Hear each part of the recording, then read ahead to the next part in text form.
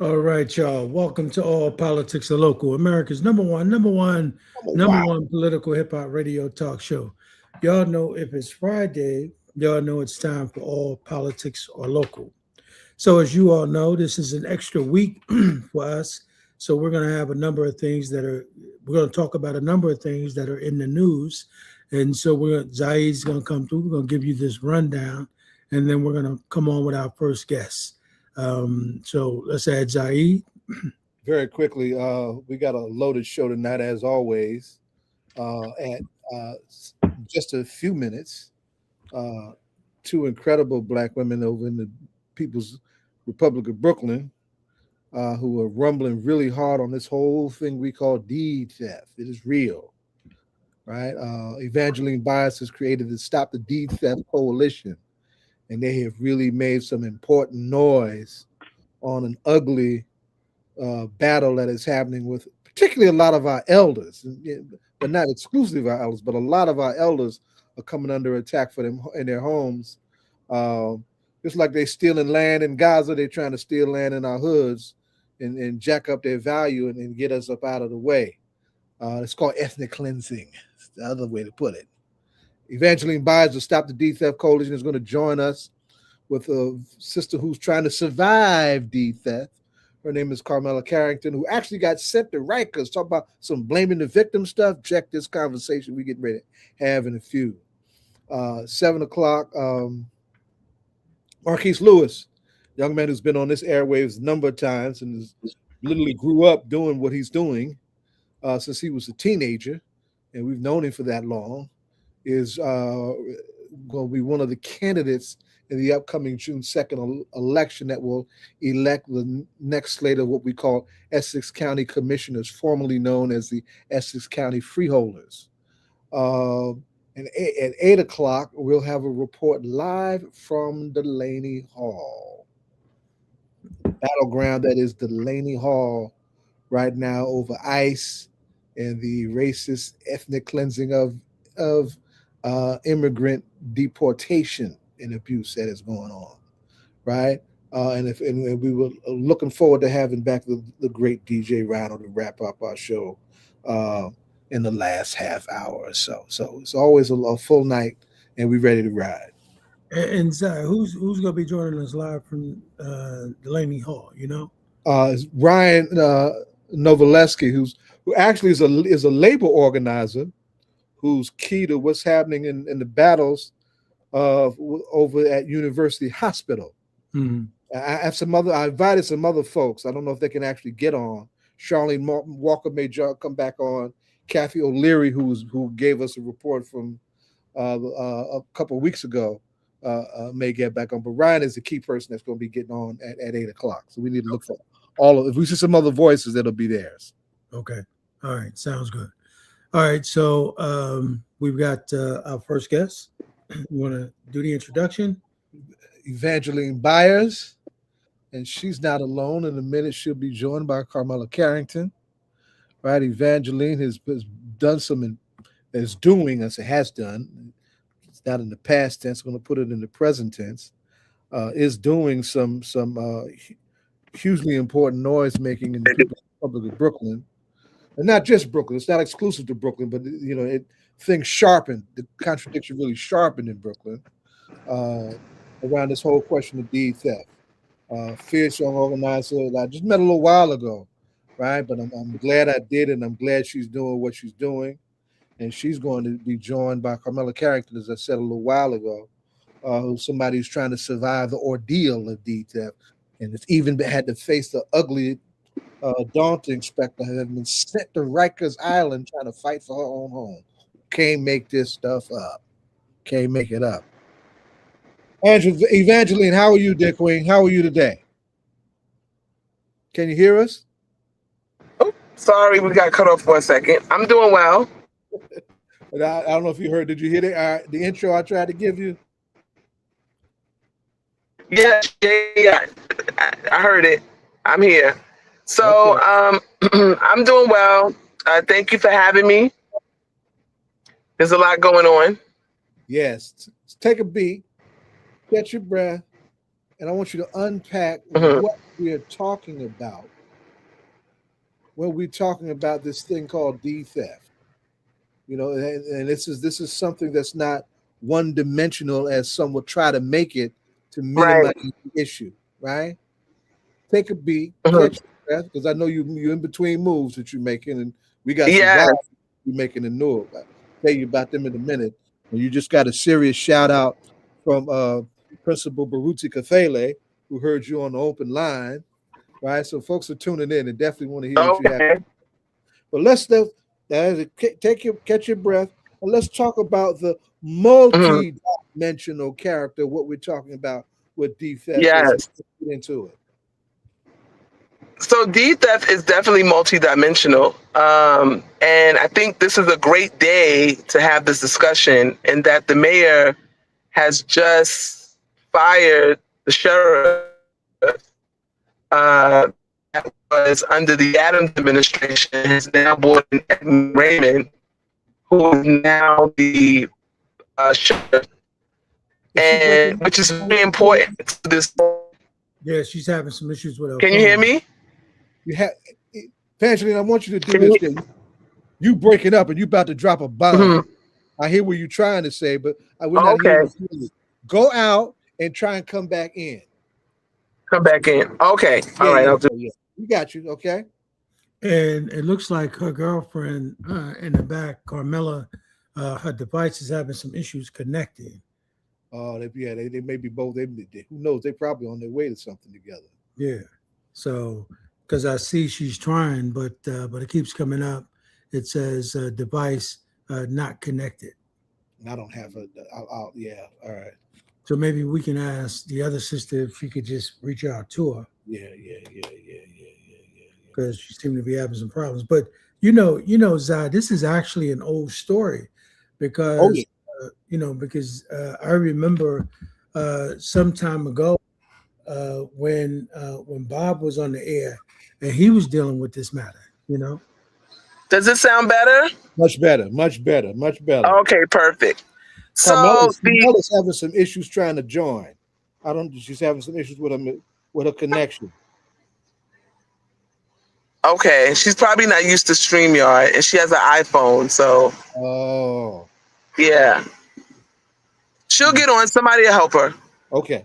All right. But in the meantime, I don't want us to lose this Right. the opportunity to talk, especially to this audience. It's a very special audience, and so the mayor has just fired the Sheriff Miranda, and has brought in Edmund Raymond. Edmund Raymond was during stop and frisk one of the officers that went against the NYPD and exposed the whole system of quotas and how they were targeting Black folks in this whole campaign of stop and frisk. So it was his work that led to a lot of the changes and the things that we saw happen around stop and frisk. And so him coming on and now being Hold on. I want to put a okay. All right. You may not know this, but I run a statewide coalition against police brutality. And I remember when the word came out about when this young brother was trying to, make that noise, right? Correct. It is so rare that you see someone dare to be a whistleblower, survive the abuse and the consequences of being a whistleblower and still keep his or her job. He is not a sheriff. He is now the sheriff. And why this is groundbreaking, why this is groundbreaking and makes us hopeful, although we always have to be watchful, why this makes us hopeful is that what has happened in New York City, a lot of people use the words like gentrification, but what we're seeing is not so much as of gentrification, but it is a political betrayal. And what has happened to our community, the epicenter of D theft in New York State, Brooklyn, Bedford-Stuyvesant community, was a political hit that started with Judge John L. Phillips that became the blueprint for D theft. And then the elected officials that had those seats after the Alvans moved off the scene started to implement a system by which they sold out the community to developers and to develop, corporate interests for their own political gain. And what has happened now is that they sort of line and stack the cards against themselves. And now that the community has changed based off of the gatekeepers letting in anyone who would pay top dollar, now their political survival hangs in the balance. And so now everybody wants to start talking about D theft. But I want to be clear that it is because Mayor Zohran Mamdani is the mayor of New York City right now that we now have the most progressive administration to do anything on D theft. And so this Edwin Raymond is important because under Sheriff Miranda, there was supposed to be D theft investigations and they were not happening. When asked for data, he could not produce the data of how many cases were reported to him. We know that it's in the thousands because one of our members told us her number was 3,993. And if her number was 3,993, then that means that there are thousands of people who are waiting for an investigation just like her that never came under Sheriff Miranda. And as a city... No, go ahead. I'm just taking that in. That's a big number. As an investigatory body, as the sheriff being an investigatory body, what had happened was the attorney general and the DAs would tell people to go file a complaint with the sheriff. People would go file complaints with the sheriff. Either you get no answer or your case was basically ignored. And so now what this means is that the full weight of the mayor's office, we're now having established the Office of D Theft and Prevention, as well as the Department of Finance, now housing the Office of D Theft and Prevention. The sheriff reports directly to the commissioner of the Department of Finance. We now have an operation that can work. And so we fully expect cooperation from the sheriff, and that these investigations will now happen, real investigations, and what we need to go into court. So let's unpack that. Mm-hmm. You said why? That's big. That's bigger than anything I've heard so far on the question, right? And that's big and like in an unprecedented way, probably in some very real terms, right? My co-host is a lawyer and he's shaking his head. All right, it's big. Okay, who are we talking about? Because that's the one thing that was very clear when y'all started making noise is that not only were Black elders being robbed, but there was also a lack of prosecutorial will.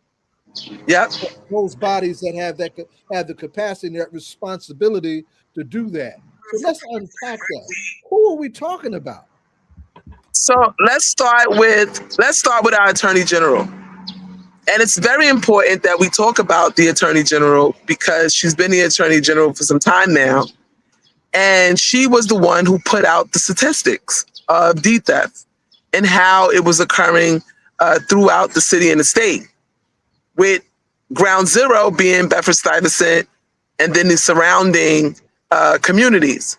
However, although she has made this announcement, we've seen laws come and be enacted, what has happened on her part is a failure to prosecute as well. 756A was a law that came out, but that she was a part of, her, Zelno Myrie, and I forget the other guy from upstate or Westchester. I think he's in Westchester or the Bronx. But they worked on this bill together. And what they did was they presented one form of the bill, where 756A says that whenever a governmental agency, local or statewide, is in conducting an investigation, that there can be stays of eviction. However, what we're finding is that these same investigatory agencies, the Attorney General, the DA, the sheriff, when they could go in and stop evictions, unlawful evictions that would be happening to homeowners who were being treated as tenants while they were in the process in Supreme Court fighting to prove ownership, would be evicted from their properties. The Attorney General, since 2023, has only used this law 7 times.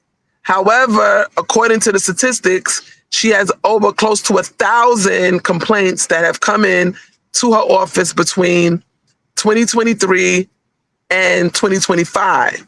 So she ain't about. However, so let me put a.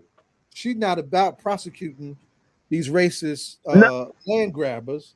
I'm gonna tell you something about Letitia James that people do not want to talk about. Also, right? I'm a child of the Black Panther Party.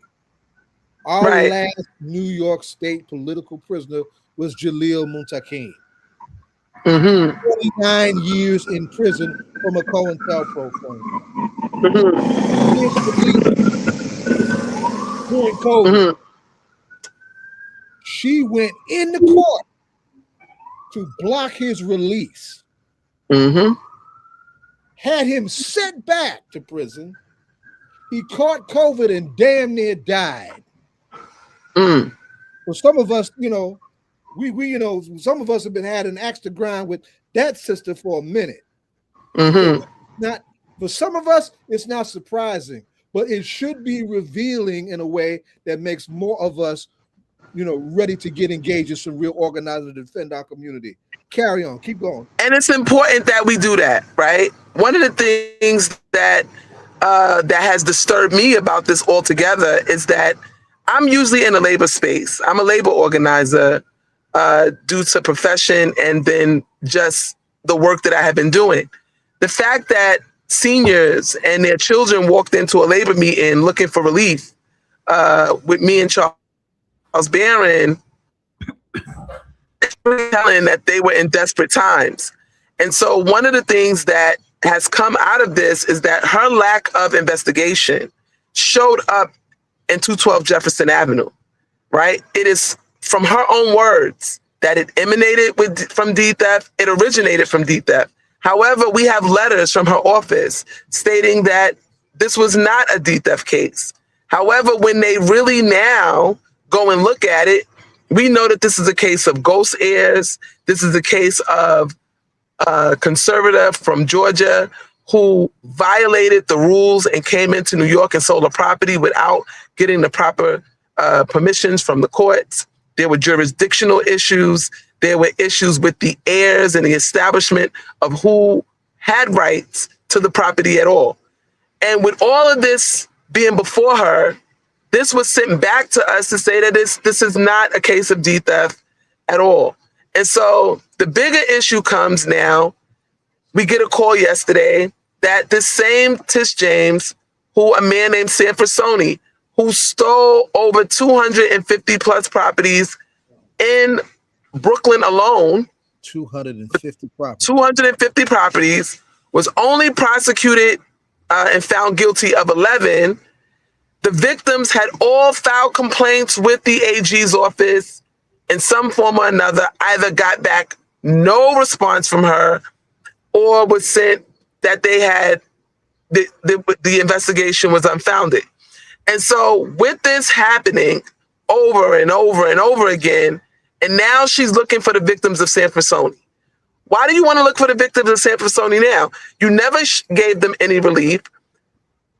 Only 11 he was found guilty on. 7 properties are slated to be returned, but they also authored a law that was sent out to law firms that lobby, and they gutted the bill, and now they have something in a bill that's called the bona fide purchaser, so that when you steal someone's property, if you transfer it to someone else or if it's sold to someone else, however it's transferred, it becomes rinsed.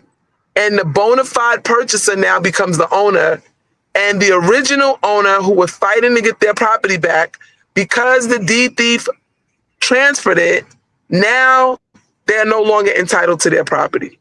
This was done to protect the real estate developers and the real estate interests, and this was done on her watch. She fully understands it and know what she did. She was and because of the fact that she has done these things and very well aware, we are calling into question whether or not a case to her office. Should she even have access to these cases because of what it is that she's consistently done this over and over again, and we want her to be an honest dealer, right? If you're going to represent the judges, if you're going to represent corporate interests, we want her to financially disclose. We want to know, where's your money coming from? Who's backing you? Where do you get your campaign finance dollars? We need to understand this, to understand why are you moving against your constituents and the very people that put you there. One of the things I said on Open Line was that when Letitia James ran for to become the Attorney General, I sat in front of my TV, hopeful, watching her be sworn in with her niece, holding the Bible, and her taking her oath of office as she was being sworn in to become the Attorney General. And it is very disheartening to know that I voted against my own interests and that our communities are being decimated by a woman that we all put our political weight behind and our votes behind to get her there, only now to be suffering under this type of betrayal. And so it is something to be looked at, but she's just one part of the problem. The Brooklyn Democratic machine has also been the controlling factor in the Brooklyn courts of the judges who are on the bench, the pay-for-play system that we've been dealing with. And now that we've exposed it, we've pulled back the curtain, and you get to see the judges who are who are sitting here and behaving unlawful from the bench. Now, all of a sudden, everybody wants to talk about deed theft and act as if they care, but they knew all along that these things were happening. Wow, that's a lot. That's a lot. Now, I don't know if Carmela could get on, but let's take a step and look at how. Oh, wait, is she getting on? Oh, there go Carmela. She's there. Yeah, I got we some got help. it now. There you go. That's why when you live in community, somebody help me. Exactly. Right. Welcome to All Politics Are Local. Let me first apologize for all the hell that these corrupt thieves have put you through, Queen, and salute you for your valor and your courage and your willing to stand up for yourself and the spark that you ignited by virtue of what you've gone through around other folks that we got to, raise up some noise too. Now, I was getting ready to ask Evangeline to begin to cite your example as how this ugly stuff played out, but we got you to tell your own story. Yes, yes. Tell us what happened. Oh my goodness. Well, it started back in actually 2019 when they started an action against my father. Hold up. I got to stop you.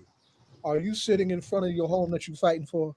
Yes, I'm right in front of it, outside on the bench. We see you, right? Yes. The principle of the ancestors. We see you, Queen. Go ahead. I want to put it. Yes. And so when the action started, my father had relocated he was back and forth. He had multiple property. So he was back and forth from Atlanta to here, and the action had started. It was this strange relative that said he had rights to the property, which we know he didn't. And so when the action started, we just started compiling the evidence and waiting to go to court. And that was in 2019. My dad gave us a POA because he's, back and forth. And so if we had to do anything pertaining to the house. Now, hold on. This is a community radio show now. Most of us don't know what the hell a POA is. What's that? Oh, sorry. It's a power of attorney, Go ahead. a POA, a power of attorney, which allowed us to make decisions pertaining to the property and also That's over my father and his finance. So we were like, fine. We had an attorney. We was compiling evidence, and we were just waiting to go to court. Well, during that time frame, we saw that I worked for Delta. I took my father on a trip, and when we took my father on the trip, we thought it was jet lag. We saw that he wasn't himself. And so automatically we said, when we return back, we'll fly to Atlanta, take my dad to the doctor, and make sure everything is okay with him. During the trip, we found out that he had married this woman for her papers. So we were like, oh my gosh, my father married some woman. We don't know who she is. But the main thing was just to make sure my dad was okay. During that time, this woman gave us kickbacks, fighting us, everything. I used my POA to put on my father's like medical, his account. I Mhm. I didn't have access to the account. I just was the POA over the account. So I was able to see with online banking all the transactions that was being done. I went to every agency. I cried out to everybody to try to get help and support. Nothing. So what eventually happened was my father's wife, when we were trying to take my dad to the doctor just to see about him, she ended up put an order of protection against us. And so when we went to court, the judge was like, listen, there's something else that you probably guys could do. And she had mentioned to become the guardian and conservator over my father. So then at that point, we could do certain things. We could start a divorce. We could do all these things that needed to be done. And so that's what we did. I hired an attorney to assist us into being my father's conservator and his guardian. Because in Atlanta, it's both conservator and guardian. One's over finance, one's over health. Well, when we went to court, before we went to court, there's someone called a Liam report. It's an attorney that compiles all the evidence. So it was shown that she was taking money from him. She took $17,000 out of his account, the account that he had for like over 26 years, wiped his account completely out, did a quick claim deed on his property in Georgia twice in 1 year because he had a prenup. So so she knew that she wasn't going to get anything, but what she tried to do was liquidate his assets so she can just attach herself to everything. So that's what led us to apply for the conservator and guardianship. We felt real good about it. We had an attorney. All the evidence showed that she was doing these things that we had been saying. And then once we went to court, everything changed during the court. It was during COVID. We was, on Zoom. Everything changed during that time. And then the court said, we'll be a neutral party. And then they took over to be the conservator and the guardianship over my father. And then right away, they started trying to liquidate his assets. And so because there was a litigation already going on in New York, the conservator, she basically was like, just, Wait, you wait, know, wait, wait, wait, wait. Let me ask you a question. You said they was trying to liquidate his asset. Who is they?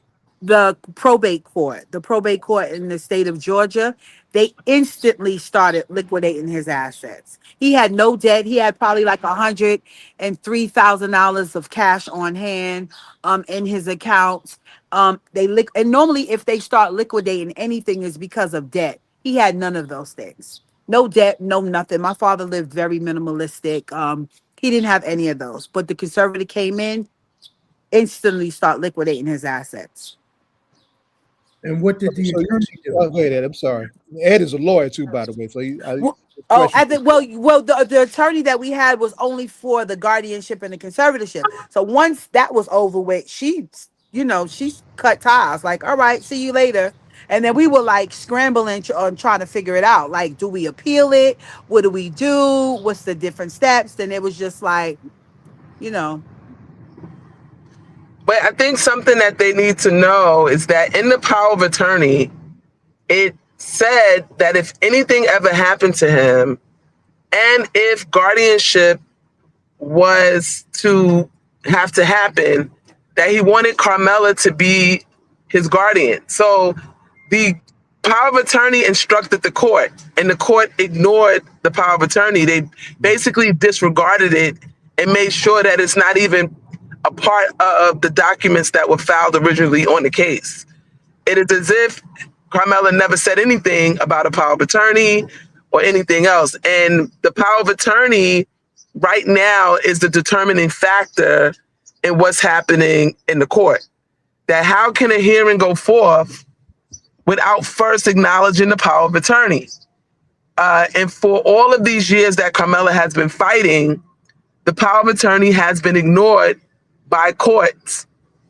Every court venue that she's gone into, where she's let them know that she has a power of attorney, which is, I think, about 36 pages, very, very detailed power of attorney.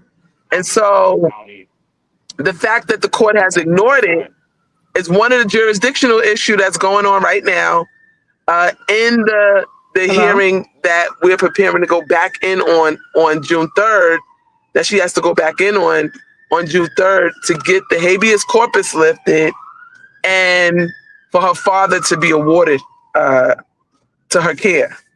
And so this is like a huge case that all eyes should be on. It also will set precedent in New York moving forward as it relates to guardianship hearings and how judges conduct themselves when they have a power of attorney. We know other people who've had the same issue.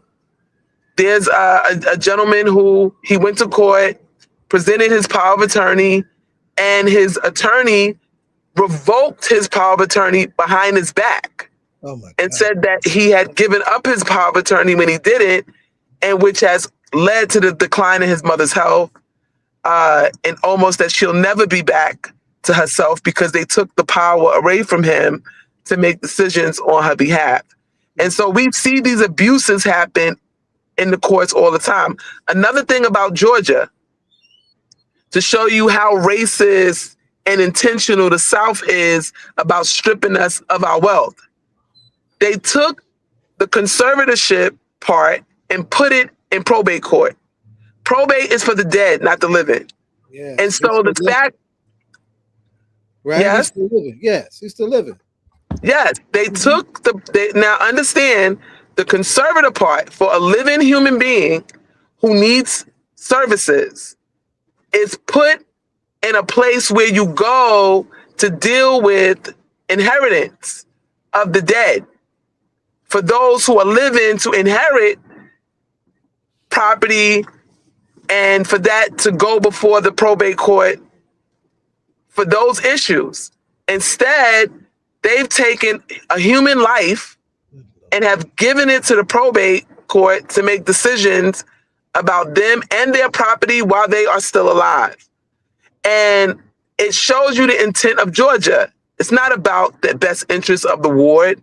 It's about the enrichment of themselves and those who they are doing business with outside of the court environment. And understand that most people who go into these venues are pro se. They cannot afford lawyers, right? And so what happens is also they get taken advantage of. Yes. Carmela started out with an attorney, but she didn't have an attorney all the way through these proceedings.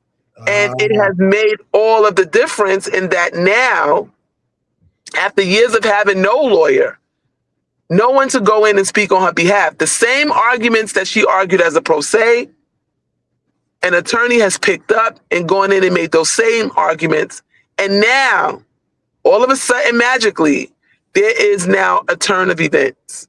The property can now be returned. The investors or the fraudsters rather want to give back the property.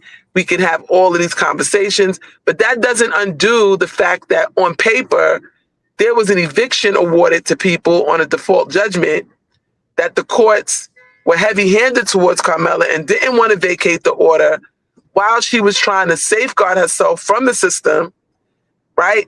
They have repeatedly been very, very heavy-handed towards her whenever she tried to make an appeal. But it's the system, and it needs to be understood, and people need to understand and know that these things have been going on, and this is what she's been fighting against, is that these courts, the probate court, we tell all Black people, stay out of guardianship court, conservative, do not take your loved ones in there. You're going to go in there one way and you're going to leave empty-handed, right? And they're going to make the decisions for them as if they are them, regardless of what you have in place. And so this has sort of opened the veil and pulled back the veil to show people what is really going on in Brooklyn Supreme Court, and how did they allow a foreign sister state to come in and do this type of harm and tear up our state, cause all this confusion, and then not push back against it, right? So there's a lot to unpack. I know we have more, you probably have other segments and things that are going on, but we just want you all to really understand that we are fighting for our very existence. It is now said that the foreclosure courts are the new trading grounds for Black and brown generational wealth. When you are getting these letters saying that your mortgage has changed, there's a new servicer, a lot of times they just sold your note and someone else is just waiting for the opportunity to foreclose on you based on this note that they bought from whoever. A lot of times it's not even a bank that is selling it. And so our people are being, railroaded through the system of playing services because we don't know what goes on behind the scenes. The attorneys even laugh about it when they're talking to us about it. Almost as like, you don't know how this goes. Like you don't understand what's happening. How would we understand what is happening? And so people have to understand that a lot of times when you're being foreclosed on, the person that's foreclosing on you, they don't even have the note, right? But because you don't know what to ask for and you don't understand the process, you actually give up the rights to your home when the person that is foreclosing on you doesn't even have the proper documents to even bring a case. And this is happening all over, not only New York, but all over the country. Now, New York is due to who our justice is, Rowan Wilson, who wrote the decision on the FAPA Abuse Prevention Act. Due to the predatory practices that has been happening against us, that law sort of safeguards you against these litigations that they keep you in for 10, 15 years. Sometimes you die in the midst of trying to fight these unjust foreclosures, and has given them a time frame. And if they go past litigation of 6 years, the property has to be, the case has to be dismissed and the property returned, and they cannot bring back another case. But the truth of the matter is, most of these cases should not even be before court at all. And the servicers and these fake banks that are emerging all over the place are just coming in and stealing our properties. And because we don't understand and we don't know that this is a well-orchestrated machine to defraud us of our generational wealth. That is exactly what it is that we're dealing with. Right now, someone, if your property is paid off, can go and slap a fraudulent note and say, we're foreclosing on you because you have not paid, your mortgage. You know nothing about it. And you don't show up to court. You will lose your house to a default judgment for something that you have not participated in. And this is happening every day. It is in the courts, and it's something that our attorney general, our district attorneys, public advocate, everyone knew about it, right? I don't know the extent that everyone knew. I know that now the public advocate is working, along with us. The Brooklyn DA has publicly come out and said that everyone needs to apologize to the victims because we have blamed them and said that they've signed things, they've done things to put themselves in these positions. And we now know that that is not what was happening, right? And that there is a crime syndicate that is operating and defrauding people out of their properties, and that these are crimes. You have lawyers who are acting like they're bankers, like they are writing mortgages and foreclosing on people in mass number and nothing being done about it.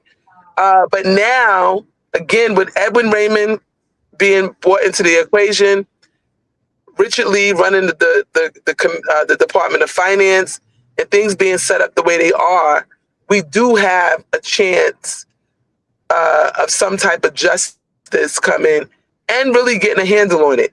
And so we're hopeful, and we know that it's the power of the people that is making this happening.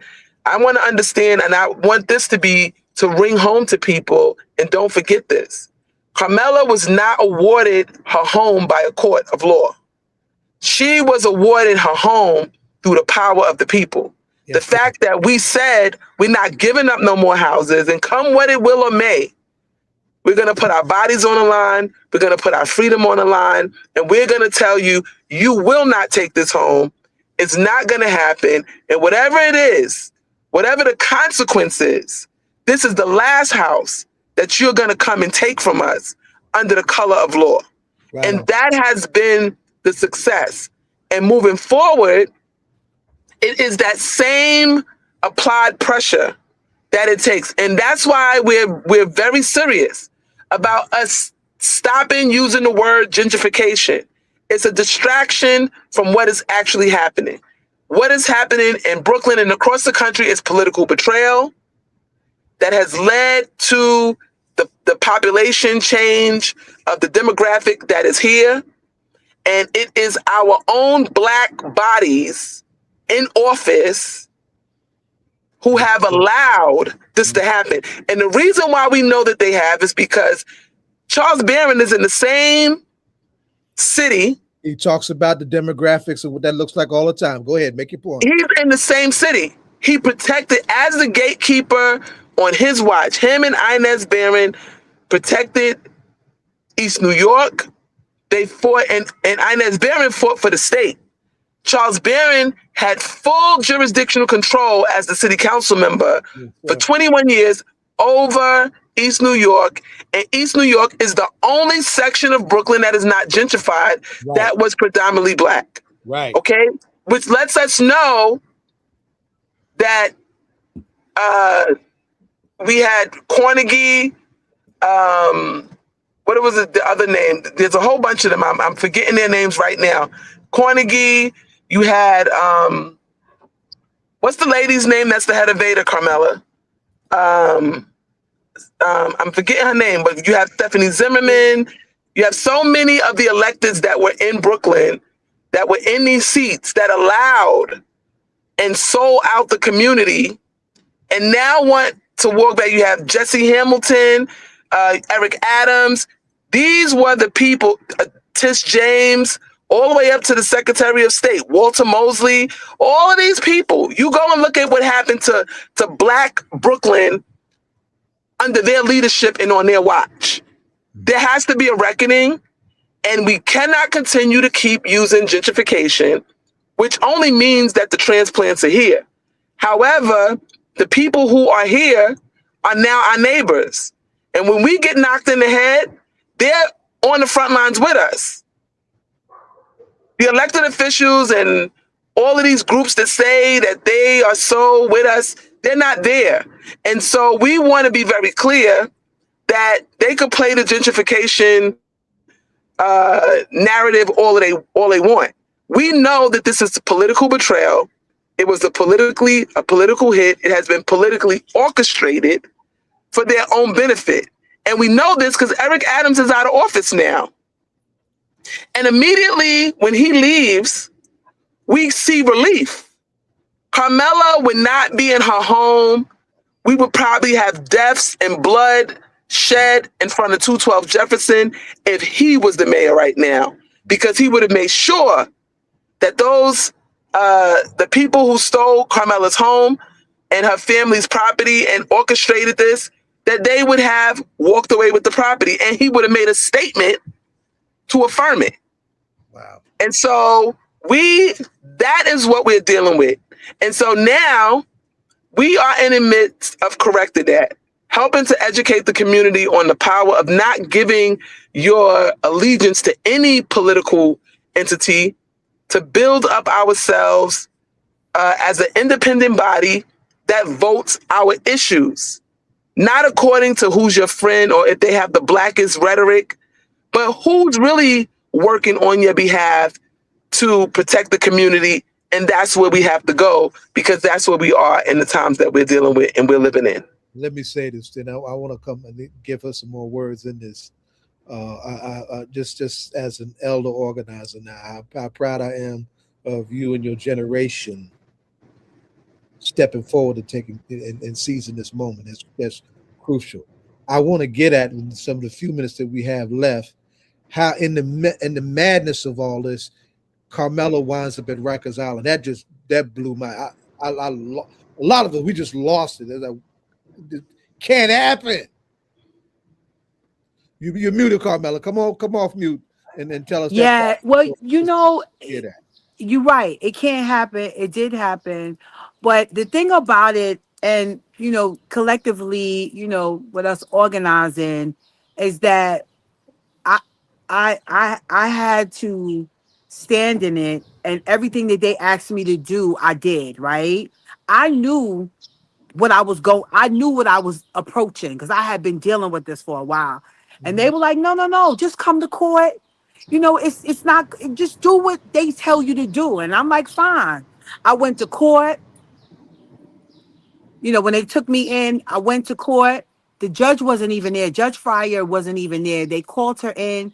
She came in, she presented herself. The warrant that they had for me was already almost a year to date. So it was very orchestrated. The warrant and the eviction they knew about it. So they were all in cahoots together.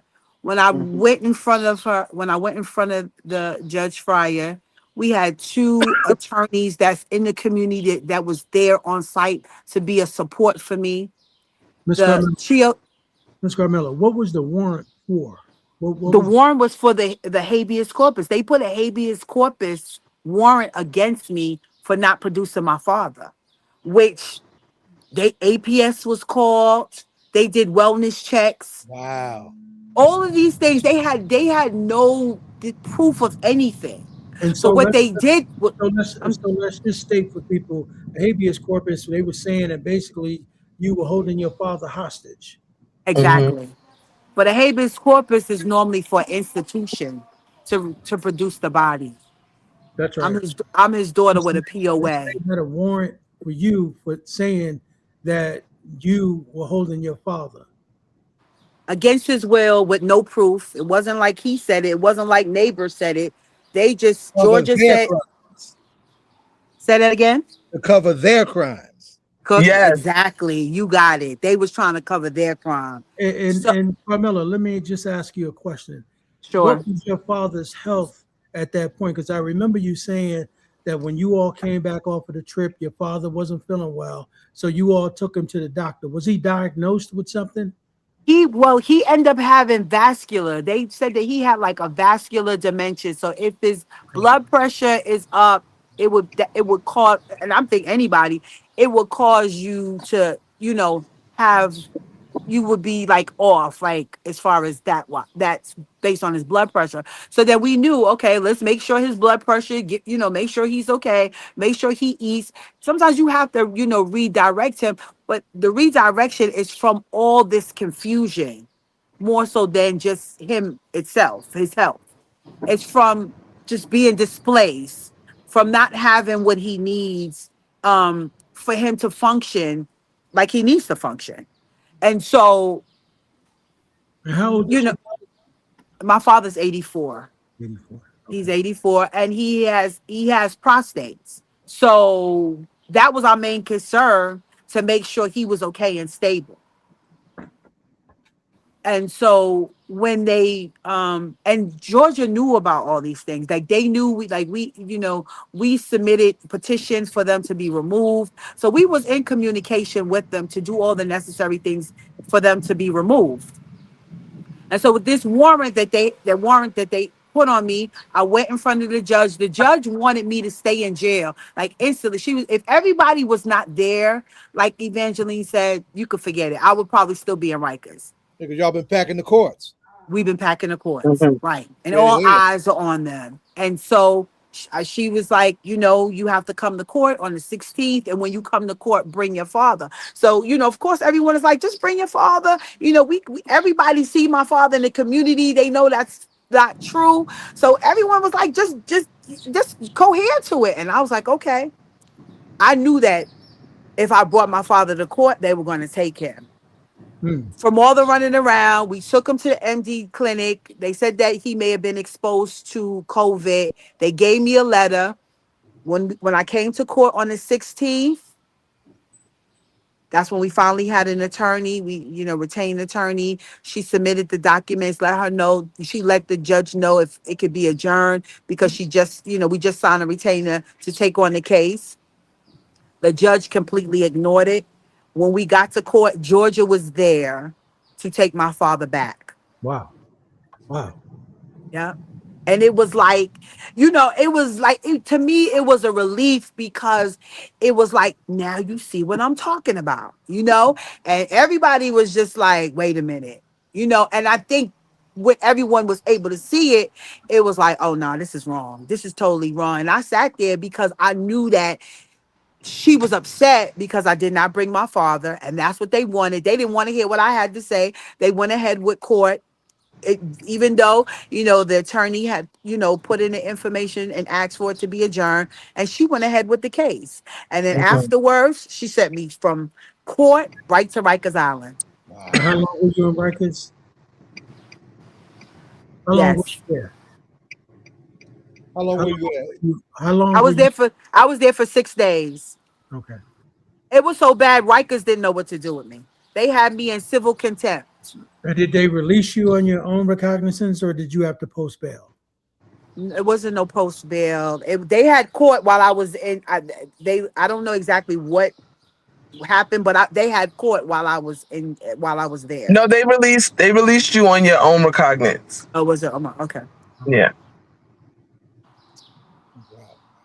And they Yep. never gave you they never gave you a reason for There was why. nothing recorded in Rikers Island because I have someone that works there and they looked in my information and there was nothing. It was zero by my name. Wow. Yep. And why this is so ugly. You missed this part of the conversation, but I was sharing with Evangeline that Attorney General Tish James sent back an elder from the Black Panther Party back to prison during COVID, and he damn near died. And Rikers is we've been trying to close Rikers for years. Yep. We know how messy Rikers can be. Anything can happen to anybody in prison at any time. Mm-hmm. So the fact that you had to go through that ordeal is just absolutely abhorrent. And again, just as a brother in the community, I apologize for what happened to you. As we wind down, Evangeline, I put in the chat the link for the coalition. But if there are any other things that are coming up, you mentioned June 3rd. How can folks jump in this fight, because it's a good one, right? To continue to support y'all. Well, what the judge did was she made sure that June 3rd that she would be in full control. So she took it from being a public hearing to now that it'll be online, where she will now try to do whatever she would be shamed to do in person on WebEx. And so that's what we are dealing with now. But she will be at court. However, she doesn't want people to come. But we're going to be there. We'll still pack out the courthouse. We still are going to make sure that we let the press know that we will be there because you have to continue to keep this going. And I want to say something. We are, there's a big fight right now going on in New Jersey. New Jersey is being slaughtered by Dita. Trenton, New Jersey, all in that area. You have a very large immigrant population there, and some of our coalition members are Hispanic. There's a woman named Grace Fernandez who has been single-handedly trying to fight to keep people in their properties. They've been stealing the homes and selling the homes of people, well, stealing the homes from people and giving them to, and turning them into hotels and taking the property and then building Trenton is hotels. the state capital of New Jersey, does not have one single hotel. Say that again? Trenton is the state capital of New Jersey, and right now it doesn't have one single hotel. Mm-hmm. I'm married to my former soldiers at the last Marriott several years ago.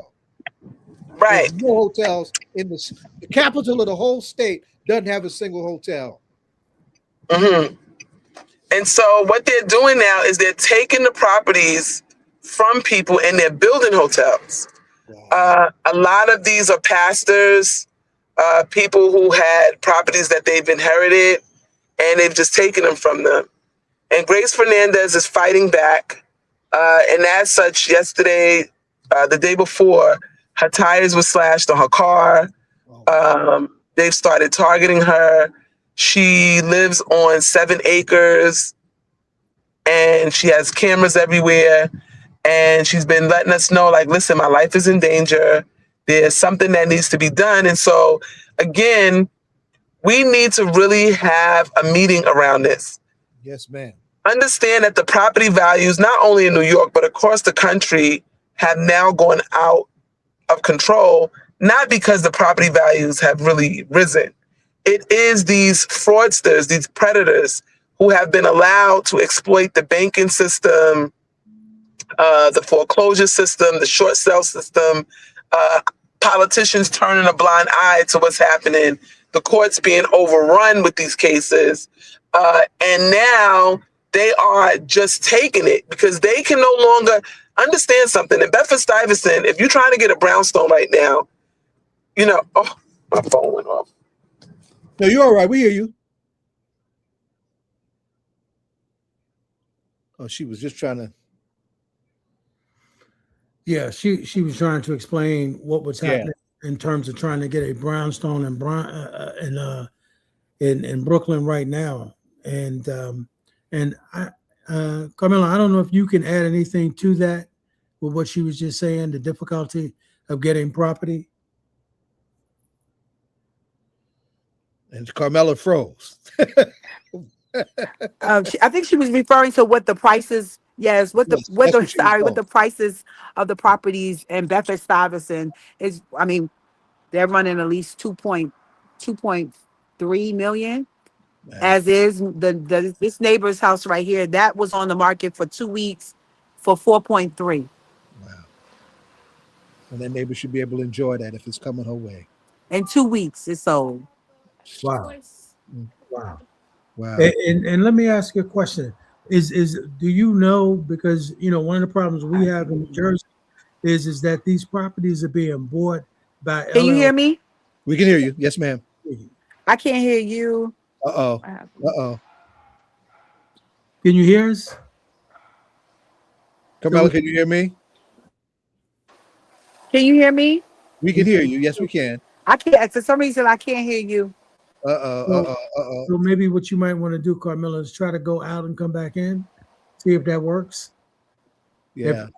And then come back and we'll wrap up because we're not going to tie you up, but we want to just get this last bit of information out for y'all because it's so important. She still can't hear us. No. That's so unfair. Yeah. This has been a loaded segment, as everybody who's watching and listening can hear, on an incredible issue that's creating a serious crisis in our community. And we want to just lift that up. We apologize that we having this interference. And we just want to jump in. I put in the chat, started..What to follow what's happening in New York.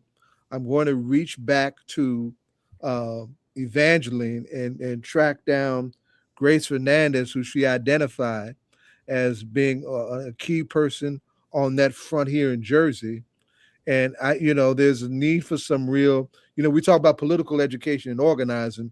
we need some financial literacy organizing to protect elder homeowners, right? Carmela, can you hear us now? Yes, I can. I can All hear you right, clear. just give your final remarks. You can pick up on what she said. Give your final remarks. We have one ritual question we're going to ask you, and we'll let you go. And I'm going to be in touch on the regular. Okay, I'm going to be on touch on the regular. I want to thank you guys. I thank everyone. I thank everyone for their support and everyone. I mean, I know it seems egregious what has happened to It me, is egregious. but it has birthed community. I'm home and everybody that walks by knows. Everybody that walks by is like, we see what's happening to you. We with you. We support you. So at the end of the day, this is really all I wanted, right? I wanted us to unite. I wanted us to unite and see that we're really in trouble, right? Because we say it all the time. It's like every that's our storyline. Well, what happened to our community? This used to be a thriving community. This used to be like, why is that have always been our storyline? And it has to stop. And now it's stopped, and now we're getting regain everything that that you took from us. A young lady that works at right up on Nostrand Avenue, the young lady came here and she said, Camilla, I walk by my mother's house every day. I think about like that house could have been mine. It was a family, dispute. Her mother was tricked out of it from her aunt when her father died, and they basically took the house from her mother. And she called her mother. She's in Virginia, and I was like, I'm gonna help you. Like I want to help people that these things happen to. You already have Yes. tremendously. I want to put a pin in that. Ed is going to Yes. ask you our ritual question as we go out. And like I said, I'm going to be in more regular touch. Okay. And my New York organization is Malcolm X Commemoration Committee is based in New York. So, even though I live in Jersey, we're going to Yes. support locally too. All right. All Yes. right. Thank you so much. Before I ask you that question, Carmela, there was one question I was asking before you couldn't hear us. Are those properties, are they being bought by LLCs? Yes. Yes. They're bought by, what they do is they find groomers. So when they find people that kind of look like us or maybe Mm. relatives, they start out like that. But behind, you know, um, the people that look like us, it's a lot of them are Orthodox Jews that are behind these Wow. LLCs. Yeah, that's what's happening in New Jersey. And of course, Jersey thanks City. to our mayor and city council, they put together legislation that the LLCs had to be revealed, right? Yes. You had to know exactly who they are. I don't know if that legislation exists in New York or in Brooklyn, but that is definitely something that should be proposed to the city council there in New York. I think to the city council and maybe with the senator as well. That is one of the deed theft packages. One of the four of them, if I'm not mistaken. Yeah. All right. So The here's our LLCs. question. Here's our question that we ask all of our guests. So I know you've been going through a lot. I know it's seemed like hell. What we are a political hip hop radio talk show.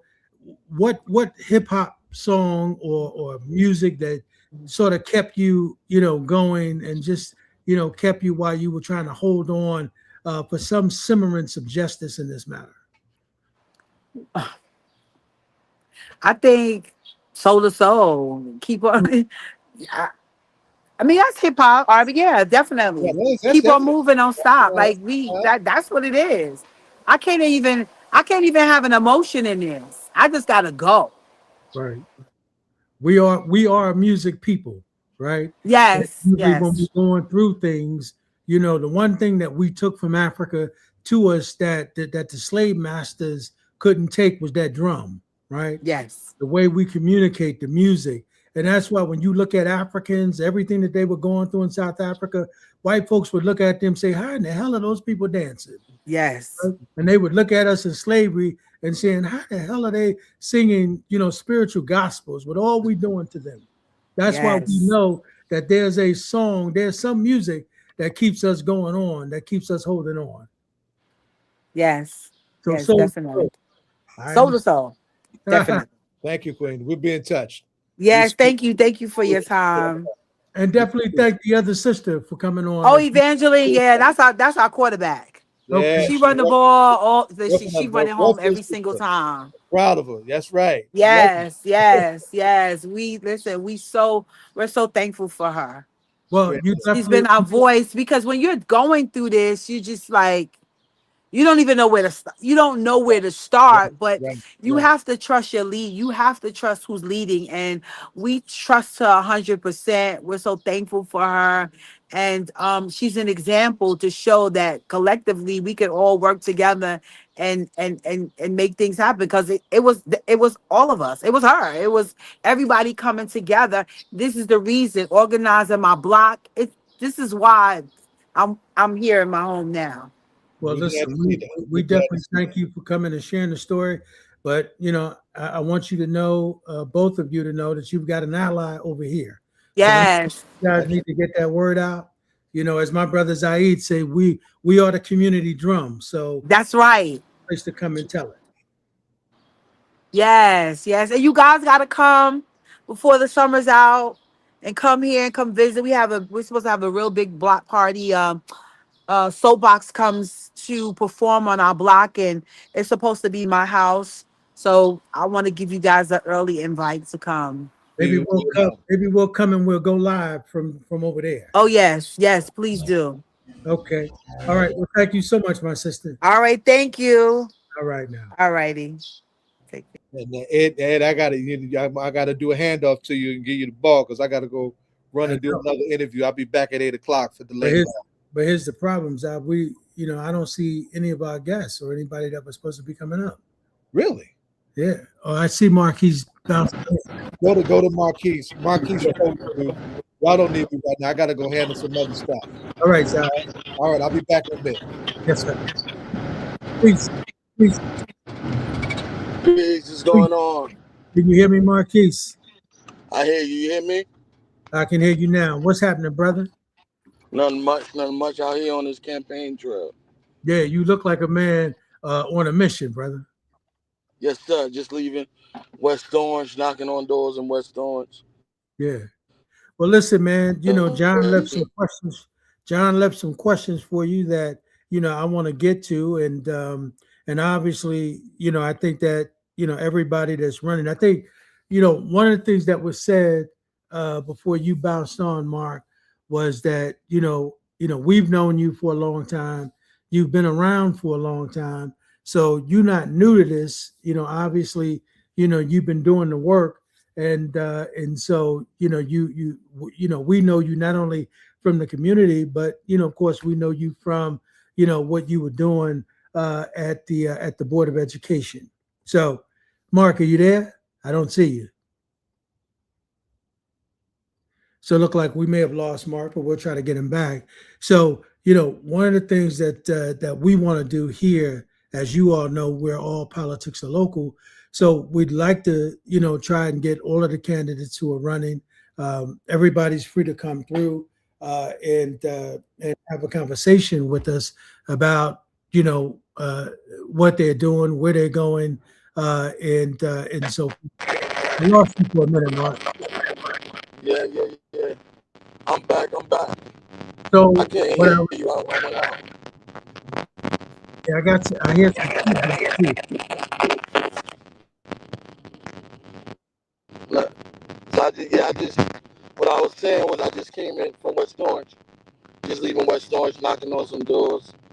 I Hey, Mark, introduced myself. there's some Yeah. feedback. So why don't you go out and come back in again? All right. Okay. So as I was saying is that, what we try to do here is have all of the candidates, everyone that's running for office to come and speak directly to the community. So in and of itself, that's what we want to do with Mark. But we want to make it clear that all of the candidates that are running, that you're welcome to. We're still having some feedback, Mark. We can try to push through it. Yeah, I don't know what's going on. You hear me now? I heard you, but I just lost your picture. Hey Mark, we're gonna bind that devil from coming to mess with your interview, my brother. we're gonna try to push forward in terms of in terms of having, this interview and letting Mark get his say. But as I was saying, what we try to do here at All Politics are Local is to invite everyone to come on. I don't care, what side of the fence you're on. All Politics are Local is a fair ground where we try to give everyone an opportunity to come and tell everyone in the community, what their platform is, and to share what's going on with their particular campaign. So that's what we want to do with Mark tonight. But I also, as I said, I want to make it clear to all of the other candidates that you all are welcome to come on as well. Because what we want to do is try and give as much information to our community and make sure that when folks go to the polls, that they have as much information uh, uh, as possible and help them make the decision when they get to the polls to vote for people who are obviously there to serve their interests. And one of the things that you all heard a moment ago was is that what was happening in New York with some of the. But you still having that issue. I'm not sure what's going on with your Can you hear phone. me now? I hear you, but there seems to be some feedback, I can't man. hear you. You hear me? Yes, sir. I hear you. Can't hear you. You can't hear me. Are you moving, Mark? Are you driving?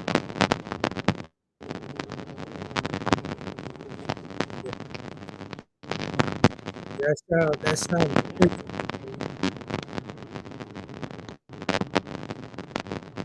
So I'm not sure what's happening. But what I was saying, folks, and we'll let Mark try to work that out.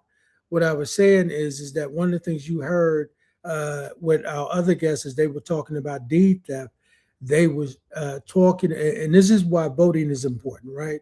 They were talking about some of the elected leaders out in Brooklyn, um, you know, were some of the people who were in, from their perspective, were actually selling them out as it related to the gentrification that was going on, in terms of those folks losing their properties, and as you heard one of the sisters say, her father was 84 years old, which was obviously just incredible that she was not able All to. right, I'm back.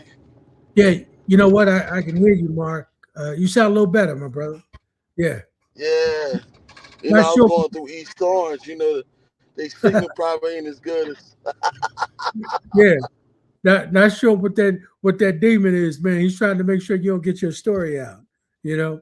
Yeah, But yeah. listen, Mark, while I got you, one of the things I was saying is that obviously, Mark, we know you. We've known you since you were a kid. You've been around for a long time. You're not new to this. You absolutely are true to this, you know. And of course, Mark, why don't you just give people a little bit of your background so people know who you are, and then we'll jump into, of course, the seat you're running for now. Yeah, so I'm Marquis Lewis, born and raised in the city of Newark. Went to Louise A. Spencer, Hawkins Street School, Arts High School, played football for Eastside High School, a community youth activist, student activist. Was the founder of the youth organization when I was in high school under the umbrella of the Street Warriors.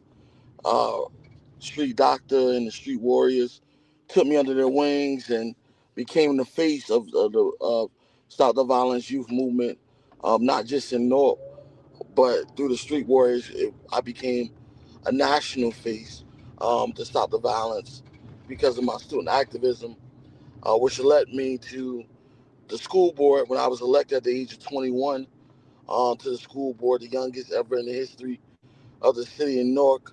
I served 2 terms as the vice president and then became the president of the school board. Make sure that we had a smooth transition Mark, you from just from. state control Yep. We lost the transmission with Mark as he's moving through East Orange. So I think what we're going to have to try to do is get Mark to see if we can pull over and have this interview once we get him back.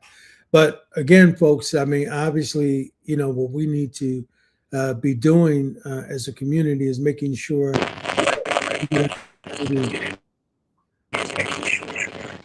Mark, I think that's I think you know what I think. You I got me think back now? yeah. What you're gonna have to do, Mark, you're probably gonna have to pull over when you get a chance to see if you can do this interview. All right, I'm gonna come out and come back in. All right. So again, folks, as we're trying to get this interview done with Mark as he's on the road, knocking on doors and campaigning with folks in terms of telling them who we are. But as I was saying, what's important is, as you all know, is that folks are able to come through and give their opinion. But what I was saying, what happened in New York, if you listen to the guests that were on prior to this, they were saying that the elected officials that they had gone to, even the attorney general, that these folks were selling out the black homeowners, particularly the elderly black homeowners, and that they were losing their properties, and that the black elected officials that they were going to were not helping them and did not help them. And in some cases, as she said, they were selling out for their own, as the guest was saying, these folks were selling out for their own political interest. Now we know that's true, right? We know that some folks do that, in terms of selling our community out. That's why it's important that we get the right people in office. That's why voting in and of itself is important. That's why getting to know the candidates is important. And when folks tell you that voting is not important, you know, you can look at that situation and you can see that that's not true. And one of the things that they said was, is they talked about since Mayor Mandani has been in office, they are starting to get the kind of help that they needed to get that they weren't able to get under the mayoralship of Eric Adams, which is sad in and of itself, because as they kept alluding to, it was people who look like us that were in elected office that were not helping them, but were selling out for their own political gains. And sadly, we hear that all the time, and that's just absolutely unforgivable. Can you hear me, Mark? Yeah, I'm here. All right, I can hear you. You know when you're doing the people's work, the devil try to get in between it, man. Oh, that's true, bro. That's absolutely true. That's absolutely true. You know, he's doing everything he can, brother, to make sure you don't get your message out today. You know, Hey man, that's just confirmed we about to win this. that's absolutely confirmed, brother. That's what we know, brother. We call that confirmation, Mark. You know. That's right. That's right. So So yeah, go ahead. as I was saying, served there on the school board for 9 years, was very instrumental in getting us back low control. Actually, a lot of people try to erase history. They don't want to talk about it. But in 2009, I beat the machine before. I was a young 21-year-old. They said no way, no chance. You ain't gonna serve on the school board. They had $250,000 in the coffin. I had $250. And ran and beat the machine before. And you know what I like to tell people? The machine was much powerful than it was in 2009 than it is now. So if I could beat it in 2009, what makes you think I can't beat it this time around, right? That's right. Um, so, you know, so as I left the school board, I went to the parking authority and served on the parking authority for 6 years. I was the president of the parking authority, chair of the parking authority when I left. And I've been coaching in the city. Uh, my team had made it to the championship 3 times, uh, and we won the last time with 4 girls on the team. So I've been investing in young people since I was 16 years old. Um, I'm happy that commitment haven't wavered. I still stay committed to the work. In the honor of Earl Street Dr. Betts, who believed in me, um, the Ron Rices, who believed in me, the Donald Paynes, and all the Mildred Crump, and all these elders who poured into me. Even our Mayor Ras Baraka, who still pours in me and understand, that. I may not be perfect, right? But I'm the most committed, most loyal, and I'm the one that's driven to make sure that we get results. And that's why I'm running for this position, because I believe that too many people have been seat warmers and they've been riding on the coattail of the county exec all these years and have nothing to show for it. So, this is about winning a seat and not just being there to warm the seat and not just be there to do photo ops, but actually deliver results on behalf of all Essex County, all 800,000 people that we represent. Right, it's over 800,000 people, and guess what? 300,000 of them are in the city of Newark. Right, the largest voting base is right here. The largest population is here. Right, and why not give a young person who've been committed to this work and have been doing the work and have done it unselfishly and have been committed to this work, the opportunity. So I thank the people who really gave me this opportunity, and the reason why I stand here today. I saw Baruti Kafele. Baruti Kafele, when I was a student at Arts High School, he brought me to Newark Tech to talk to the kids there.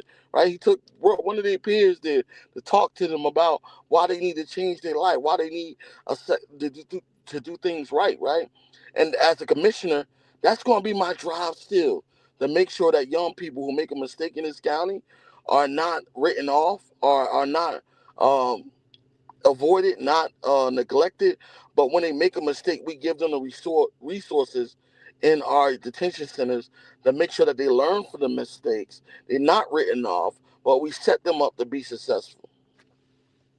So, Mark, I mean, obviously that's an impressive record, right? That's impressive.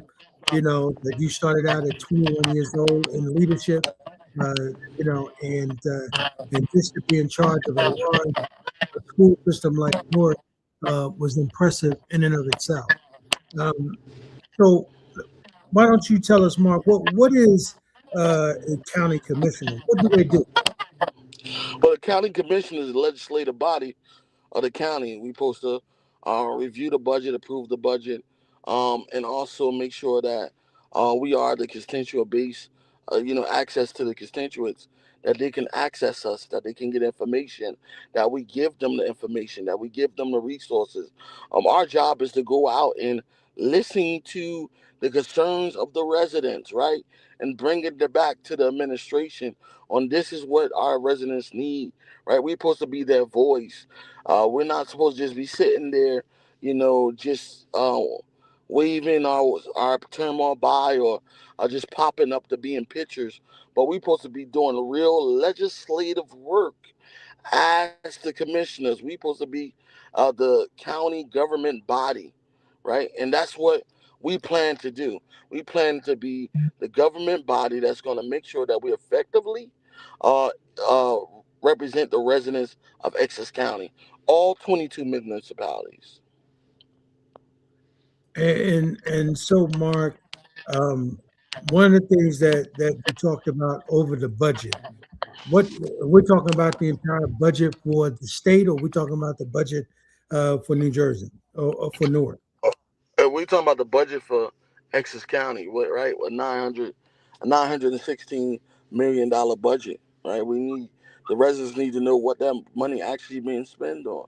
What are we actually doing, right?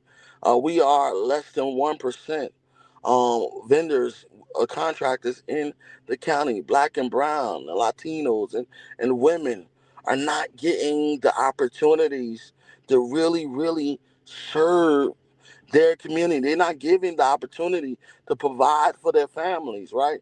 So I can't sit on that board, right, and be African American, right, and not give black and brown and Latinos and women the opportunity to do business where they lay their head at, where they pay taxes at. And we haven't done that in Essex County, right? We did a great job in Essex County. Our county exec do an excellent job, right? With the parks, right? But our people in Essex County are looking for services. They are hurting, and they need somebody to understand that they're hurting. And I'm not a doctor. I'm not a surgeon, right? But I've been giving young people the opportunity to see all their life. I'm not a fireman, but I've been putting out fires all my life in the city of Newark, and I understand what our community needs. And we need someone that's going to bring new energy, that's going to bring results, and it's going to come there on day one, ready to work in the first 90 days. That's what we're doing. In the first 90 days, we're doing a tour around Essex County, and we're going to hear from the residents on what their needs are, because what they need in Bloomfield and what they need in Montclair is not the same needs that they need in Newark. So Mark, why don't you tell us why is it important? And you just alluded to it, right? Why is it important for you to become the at-large county commissioner? Well, it's important because one, our young people, our generation, need it. The millenniums, the Gen Zs, they need to see leadership that they can depend on, that they have access to. Right.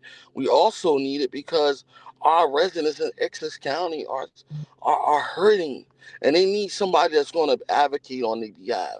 Right. And I tell anyone.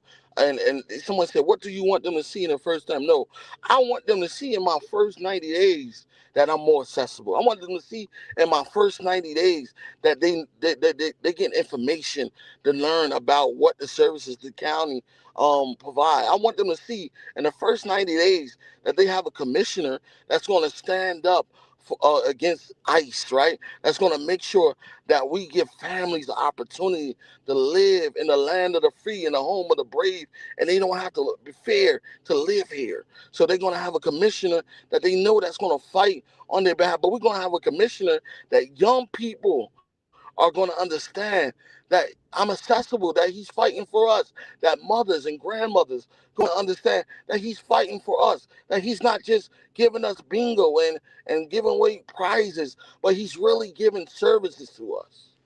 Hmm. And Mark, are you running as part of any Democratic establishment in Essex County? No, I'm a Democrat, but I'm running independent of the Democratic Party. I'm being fully endorsed by Mayor Baraka, and a number of elected officials across the county. Uh, Louis Quintana, who was the first Latino uh, elected in the city of Newark, have thrown his support behind me. Councilwoman in Montclair, Toller, have thrown her support behind me. School board president Casey Dudley and Bloomfield have thrown her support. Councilwoman Tracy Phillips have thrown her support behind me. Former mayor of Bloomfield, Gamble, have thrown his support behind me. His family thrown their support behind. So we're building across Essex County, right? So we're the grassroots. I don't have as much money they do, but I'm telling you, my heart is bigger than all of this. I like that, Mark. It's funny, man, because when you talked about having $1,500, the first time around, that seems to be the story, right, of all true warriors, man. You know what I mean? When they go out and serve the people. But let's talk a little bit about why is it important for people to early vote? Why is that important? Well, it's important to early vote because you don't know what your Tuesday going to look like. But you don't want to miss the opportunity to elect new energy in Essex County. You don't want to miss the opportunity to really show change in Essex County. Someone who's going to go there to work, right? You don't want to miss the opportunity. So anything can happen between now and Tuesday. So I urge, if you can, go to a nearest station near you where they doing the early voting and go vote. Make sure you hit E2, right? We need you to make sure you do that. We have fighters on this ballot. We have a LaMonica McIver, our councilwoman, our congresswoman, who's on the ballot. We have a Dorian Murray Thomas who's on the ballot. We have Medina Muhammad who's on the ballot. You have young people that you can really look up to that's not going to be a rubber stamper, who's going to really do the work, and somebody that's not just going to be there, like I always say, the warmer seat, but really deliver results. So I'm curious, Marquis. By the way, Marquis, if you don't know Josie, this is Marquis Josie. Hi, How you Marquis. doing? Nice to meet you. Listen, Nice you know, to meet I'm always concerned about people who call themselves and qualify themselves as new energy, and folks who say they're not part of any machine. Yet you just rattled off people who are entrenched in the machine who endorsed you. So tell me how that sort of independence and new energy jives with being endorsed, because you only named people who are entrenched in the machine. You didn't name sort of community folks or grassroots folks, but you call yourself grassroots. So explain to me how we should understand you as a candidate. So I'm glad you asked. Oh, Marquis, you going out? I thought it was I'm on a hill. No. Okay. I think he's going to have to go out and come back in. That's cool. No, that's fine. That's a good question. How are you, Josie? How's everything going? Nice to see you, Ed. We should talk more about the earlier segment before he comes on.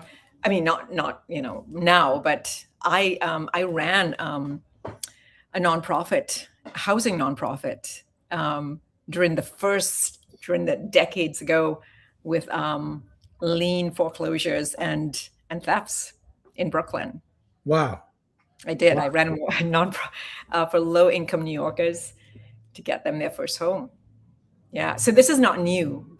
Right. And they're absolutely correct on all of their points, but this is not new. And I even sort of, many of us housing advocates met with Tish James back then. This was when she was running from public advocate to this. So, right. So this is a long, long story. And what was your experience with Tish James back then? She was public advocate then. Public advocates sort of, in a sense, are just window dressing for any political machine. But the issue is an overwhelming issue because the power rests outside of the political construct. So the money is what moves it.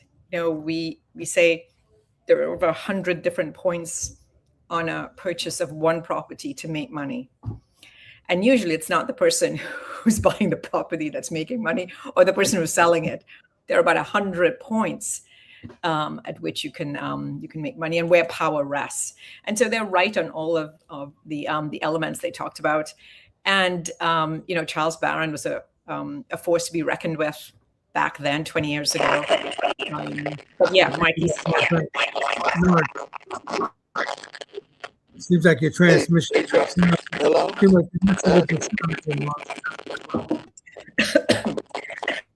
hear me now? Mark, your sound is a little fuzzy. A lot of static. You hear me now? We can hear you, Mark, but your sound is got to go back out, Mark.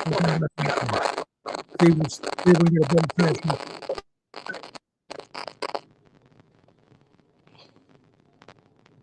Say something, Mark.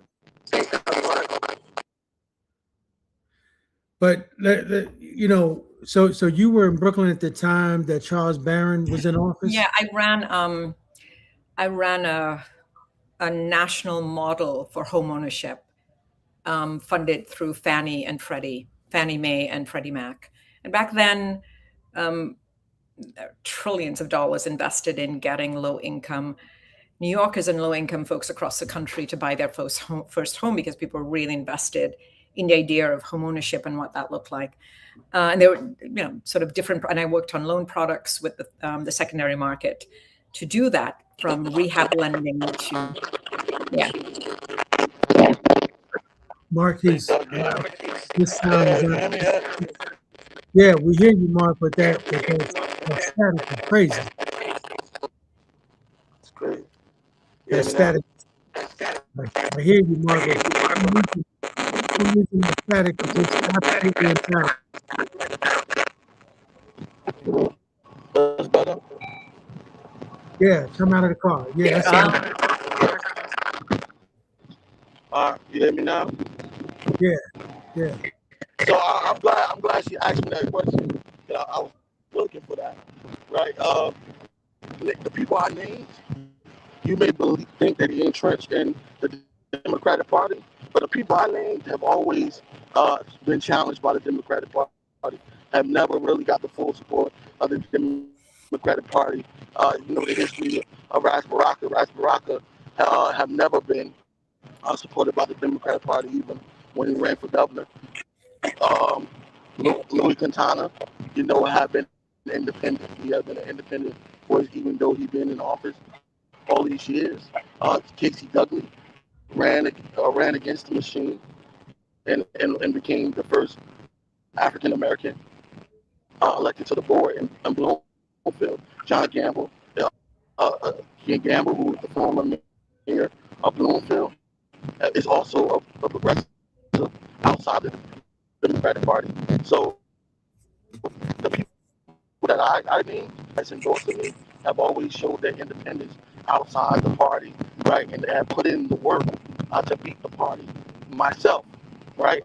I ran in 2009 against the machine, against people who were with the party and beat them. When I ran in 2000 and again in 2012, right?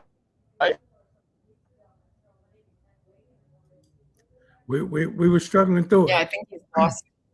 Yeah, I think he's lost. I think it's maybe it's the weather, the wind. It might be windy outside. No, he was inside the car. I just think it's some sort of bad connection. But I agree with Marquis. It's these people. You got to remember the devil know he's got this story he need to tell, and they're doing everything they can to keep that story from getting out. But you were saying now, you were running this large nonprofit back then, and there were 100 ways, 100 points. Yeah, I mean, it's like it's folklore. I mean, there's deeds move, properties move separately. They were right about, you should see when you're, and this isn't just about your property, right? This is about your student loan. This is about any other loan. It's rare, I guess today, more so. Hey, Hello. yeah. Hello. I think a little better. But Marquis. So when I idea, talk about yeah.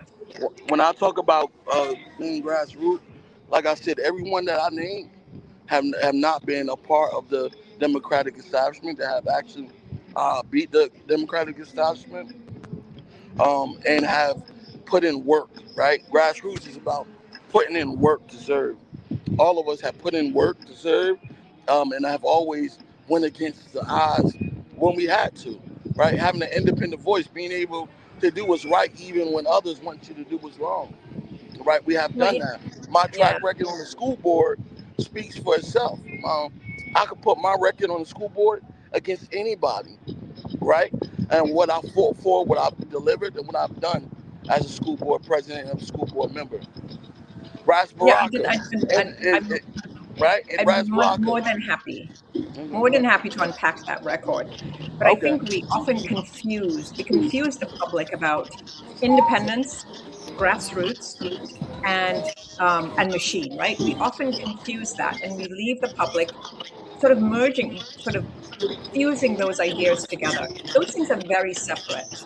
And you're being endorsed by many Democratic elected officials. You are a Democrat. You are running as part of the Democratic Party. Being an independent would mean that you're not on the ballot as a Democrat. And being grassroots, see this overwhelming identification of grassroots folks who've endorsed you. So those things have an impact. So I want us to be really careful when we talk to the public, right? This is about civics. And I wish Professor Carter was here because she's so much better at it than I am. But folks have to understand what we mean by those elements. And you're using them, I can understand, to brand yourself in a particular way, but we want to be cautious about how we use those terms. But So you are being endorsed by the Democratic Party. with all due respect, I am grassroots. You can look up my record. I'm grassroots through and through since I was 16 years old. So yes. Hold on. When I was standing on the corners, I was standing on sometime by myself. I built what I have today by doing grassroots work. Been out here on the community every single day, right? No, none of these people are on a football field on the afternoon dealing with young people who got challenges, visiting their schools, talking to their parents, pointing them to job opportunities, making sure that the mothers sometimes have food to put on their tables. And they're not doing this stuff. I am, right? So I could, like I said, I'm willing to put my record against anybody, right? That's running currently against me.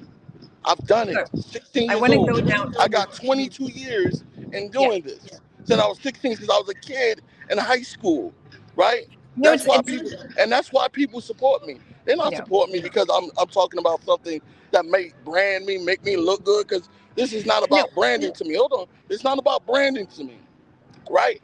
This is my lifestyle. I take this serious. I don't play with that. This is serious. What I do, the work I do, the work I put in, the kids I fight for, the parents I fight for, my community that I fight for every day is grassroots work, right? I'm not back. I don't have money in my coffin like everybody else. My donors are people who are grassroots, people who believe in what I'm doing, my family, right? My church people, right? Because I am also a youth pastor.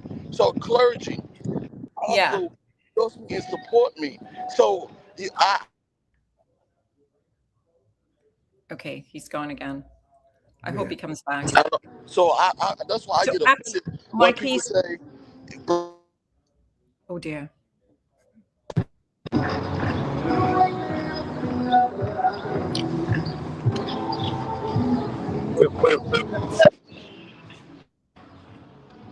hello? So Marquis, I suggest that I'm speaking to how you present yourself, and that's usually just a branded message. But I want to move from that piece, and what you're talking about is community engagement, community advocacy, and you've built yourself on that, which is admirable and should be honored, right? Which is very different from when you begin to run as a political candidate. Now, I want to go to the $960 million budget. How do you see your part in increasing contracts, which is what you were referring to earlier, to non-white designated people and companies? How do you see that happening? You said, how do I seek that? Yeah. I see that by we got to engage. It's about engagement, right? It's about talking about the services that we have with our communities, right? To seeing who is better qualified, who can compete for these contracts. Let them know what the process is, right? To give them an opportunity to try to compete for these projects, right? To try to compete for these services. So it's about collaboration, but it's also about transparency on what we can do and what we have to offer. So okay. So I think you're right about not just educating people about it, but it's also preparing them to be competitive, and so that takes time and a process. I think we've lost him again.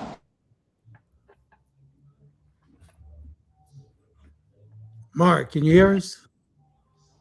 No, we lost him. All right. So, I mean, when he comes back, we're going to wrap up with him. Yeah, we'll wrap up. Yeah. Yeah. So you were saying about what was going on, and Josie, you're right. Yeah. We're going to have to go deeper in this particular question because we've had Charles Barron on a number of times. Yeah. And even when he was in office, and he was explaining how he was actually, and we heard that tonight. When folks said that if you look at everyone else in New York, you can look at East New York And what is happening in other parts of Brooklyn didn't happen in New York. And I can remember when Charles Barron was on, he said that he would meet with the developers. And he said he would literally tell the developers that if you put in property, you could not build here and not build housing that the residents could not afford. He said that he wouldn't give them tax abatements. Yeah. So the challenge. So when you look at Brooklyn, Bed-Stuy has the housing stock that doesn't exist in East New York. Very different housing stock, very different construction of neighborhoods, parks, amenities, we call it. So it's very different. Larger developers would look at East New York as opportunities because you can build warehouses, you can build a data center, massive land, right? In Bed-Stuy, and this goes back to the establishment and before that, but there is the first and for a long time the only Black housing development corporation. It's called the Bed-Stuy Development BSRC Development Corporation, that was sort of set up to build out Black wealth, Black property ownership, to support with lots of services. That has existed since the 60s.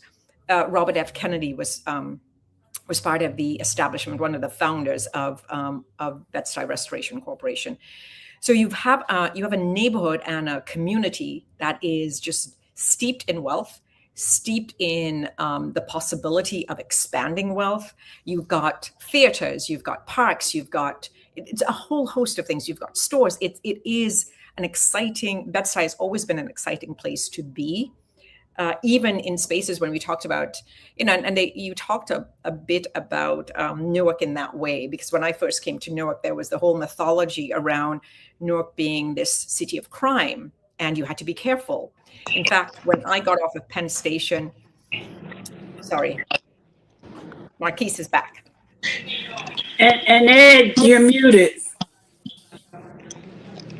Mark, can you hear us? Yeah, I hear you now. All right, so Mark, we're gonna let you finish your statement, and we're gonna wrap it up.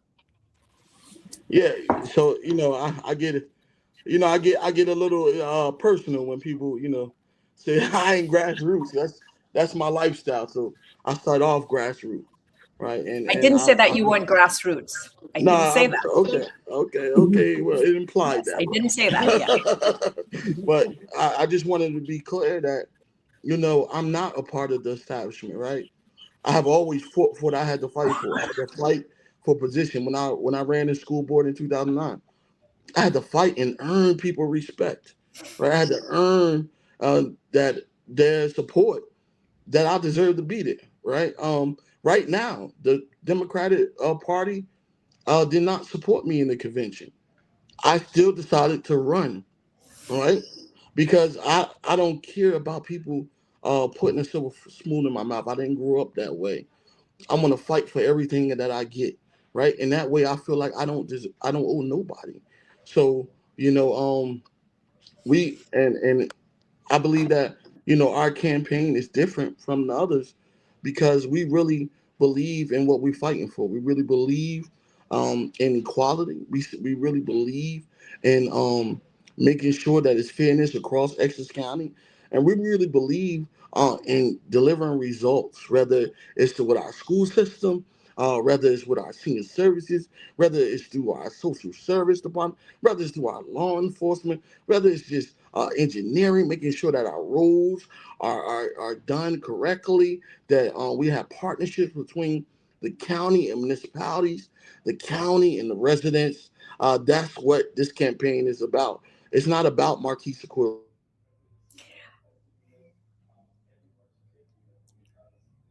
This is about true service to all. Marquise, I don't know if you know, but you blacked out for a second. Do you realize that happened? Oh no. Yeah. So in the middle of your this is about true service to all Essex County residents. That's not afraid to do make bold decisions and not afraid to deliver for all Essex County residents. This is what my campaign about. I'm not going to allow people to be blindsided by the endorsements because I believe my work speaks for itself. We should have more time one day, Marquis. Absolutely. Yeah. Right after we win on Tuesday, all the time you want. Well, Marquis, I'm sorry I joined late, but I do know of your work, and and as you say, you started from the bottom, now you're here, and I would love to see you in that seat and continue to do what you've done from the various seats that you set in, and to bring it to a county level and to bring it back to to local people. And while you won't owe many, you will owe the voters. So that's right. That's what I was going to say. Yeah, I don't vote. I don't owe the powers at the county though. That's right. Yep, you black. And I hope you blacked out. Oh, he's gone. Can you hear us, Marquis? Yeah, he's blacking out. Ed, you're on mute. We've been having difficulty all night trying to get that interview done. Me and Josie been going of two different conversations. In and out. So I don't know if this is his phone or exactly what it is, but they there we go. Marquis, I hope you answer my call when I call for an interview. Yeah, I didn't hear you. I hope you answer my call when I call for an interview. Oh, I definitely will. I don't run for no fight. Okay. I was built for this. I didn't hear you. Sorry.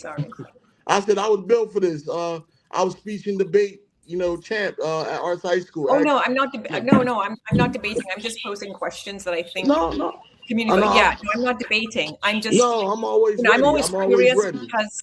Yeah, I'm always curious about the candidates because there's a sort of there are bullet points and everyone sort of shares them, right? And everyone, I say to young people, everyone's a social justice activist, and everyone's got a certificate for social justice activism because they sell them now at universities. Yeah. So those words are meaningless to what I'm trying to get at for community folks and folks who are readers and listeners of All Politics Local is how do we think critically about our vote and how do we think critically about what we expect from our representatives and how do we think critically about what makes a thriving city, and a thriving city should be one that's constructed by the imagination of community members. I truly agree with that. 1,000%, right? And that's why I'm running. I'm running because the people in Essex County don't know who their commissioners are, right? They don't know what a commissioner is. That's part of civics, right? That's part of civics. They don't know. Yeah. They don't know who the commissioners is. They don't know what their job are.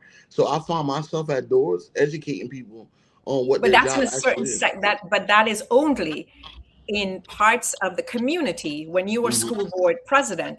That's only in parts of the community in Newark that you will get that, right? So people do know. In other parts of Essex County, people know.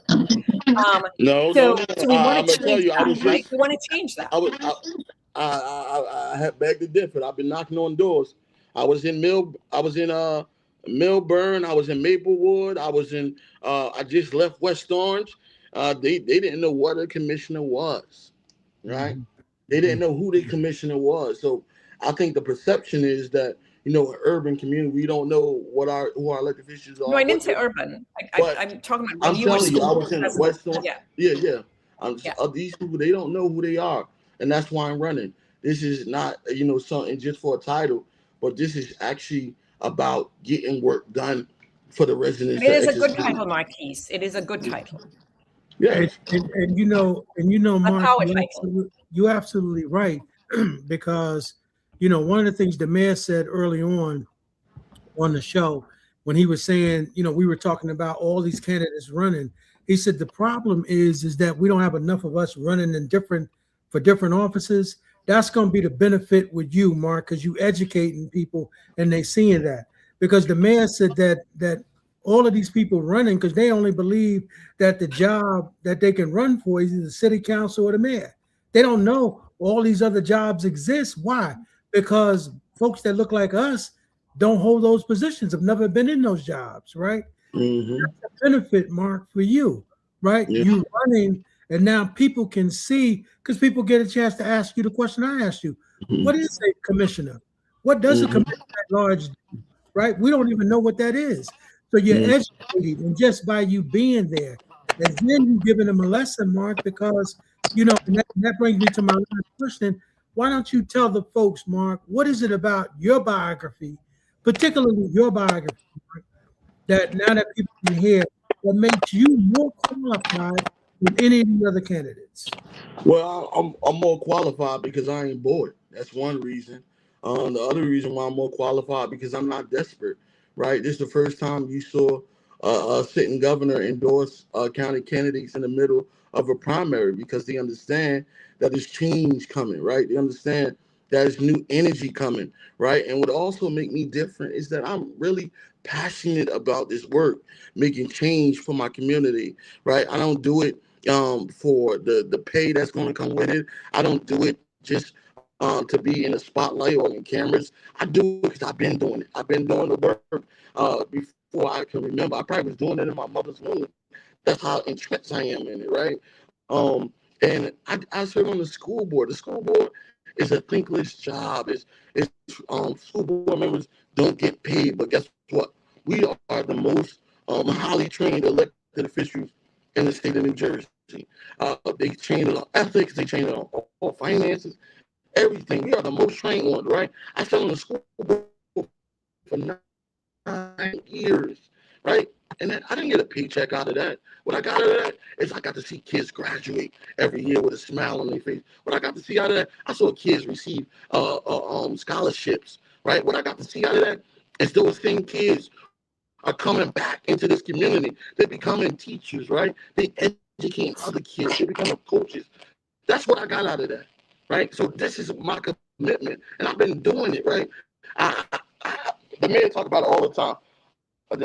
That I don't like to promote myself or tell people the good I do. And that's my weakness because I don't do it to brag about it. I do it because it's my lifestyle. And that's what I believe in doing. That's why I do it. And that's why I'm the best fit for the Essex County Commissioner because I'm doing it because I'm going to wake up every morning passionate about changing lives of the people that I serve each and every day. And not only I'm going to do that, but you're going to see me. I'm gonna be in your face. I'm gonna be in your community. I'm gonna have meetings in your community. We take community outside. We can have a meeting on your block, in different cities and talk about the issues that you face. And what's different, right, about me is now you hear all the candidates talking about this, a think tank. I was the first candidate to bring that up, right? Mm. In Caldwell.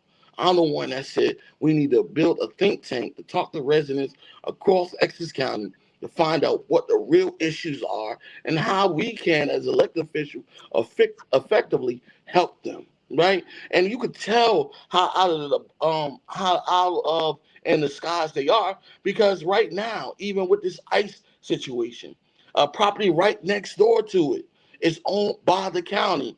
Residents have been yelling for the last 2 years about not having a proper space that has storage for families that's coming to help to visit their family members. And we have a property right next door. So why haven't a county commissioner propose that we use that property to put a storage there for families can come and visit their families in decency, right? So that's what's different. I'm thinking about things that can help our residents 365 days of the year. And if it's a leap year, it's 367. I may need to get a young person with a camera to follow you around, Marquis. Absolutely. I'll call you after Tuesday. All Well, right. No problem. Donna, go ahead and ask him your question. But I'll say this, Mark. One of the things I hear from you, and this is in your spiritual jacket. I hear servant leader talking. So I want to say congratulations, my brother, and good luck to you. Thank you. Go ahead, Donna. Well, Marquis, you're not new to this. You're true to this. So while you're doing that work, is there a hip hop artist, individual, or group that you listen to? Well, I got to listen sometime to my boy Kendrick Lamar, you know, just to get me going. Sometimes I gotta listen to NBA YoungBoy, and then sometimes I just need to be spiritual, right? So I need to hear me some Marvin Sapp, some BB Winans, CC Winans. You know, when I feel really moody, you know, I gotta turn on me some Usher, and you know, I just love music. That's my point. I'm a music head. I love music. You know, sometimes I need to hear some house music. I just love to hear music. Well, hey, Mark, again, man, we just want to say thank you for coming through and sharing your thoughts with the people. And tell us when the election is, and of course, what your position is on the ballot. Yeah, the election is Tuesday. Open early voting have already started. You can go and vote early. But I'm actually going out and vote E2, Marquis Lewis, E2 on the ballot. I have teamed up with another young lady out in Maplewood, Deb Engel, who I feel like share the same value as me, and she have been supporting me from the beginning. So, you know, it's E1 and E2. I'm E2 on the ballot. So make sure on June till you vote E2. All right, my brother. All Thank you. right. You got a little rhyme there. E2 vote. On June 2, vote E2. Okay, we got you. All right, Mark. Thank you. Thank you so much. Thank you. All right, y'all. So, you know, we do have other guests that's trying to pop in live, I guess from down at Delany Hall. Yeah, so it looks like Ryan. Ryan, you at Delany Hall? Can you hear us, Ryan? He doesn't know he's on mute. Yeah. Ryan, you know, we've been having a problem. Ryan, can you hear us?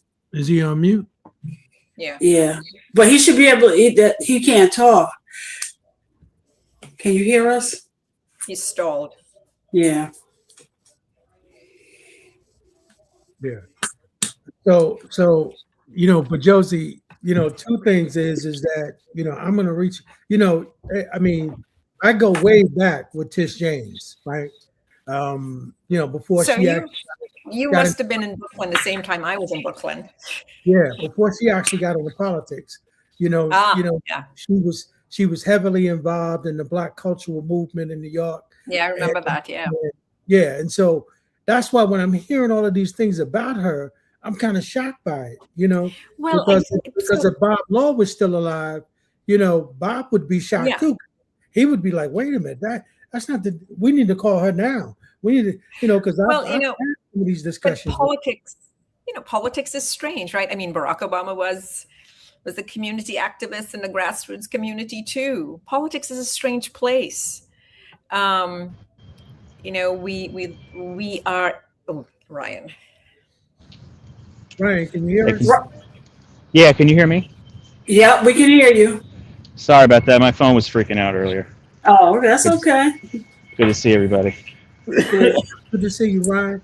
So you coming to us live from down at Delany Hall? I am. I'm actually not quite there yet. I'm just arriving by bus. So you can see the corner here. They got the state police blocking it off. I'm going to be walking up there right now. So we got stuck in some traffic. So I heard that that the governor kind of put some parameters in place that said that the ICE folks couldn't do certain things in terms of attacking all of the folks who were down there protesting. Did you hear about that today? What I heard from folks on the ground, you know, so I'm about to walk up and see for myself what it's like, is that the governor was putting, it sounded more like free speech zones where they were put in a specific area where you could be. They've already made it challenging for protesters because the street is blocked off there, as you just saw. So people who are protesting are going to have to walk 10 to 15 minutes to come in, and there's not really any place for them to park. So I've been coming down here by bus, so I don't have to deal with any of that. But I'm about to see what else they did. I think they were going to put up those like bicycle kind of locker railings around the place. And I've heard that they are sending ICE home, and it's actually going to be the state police blocking the facility at this point.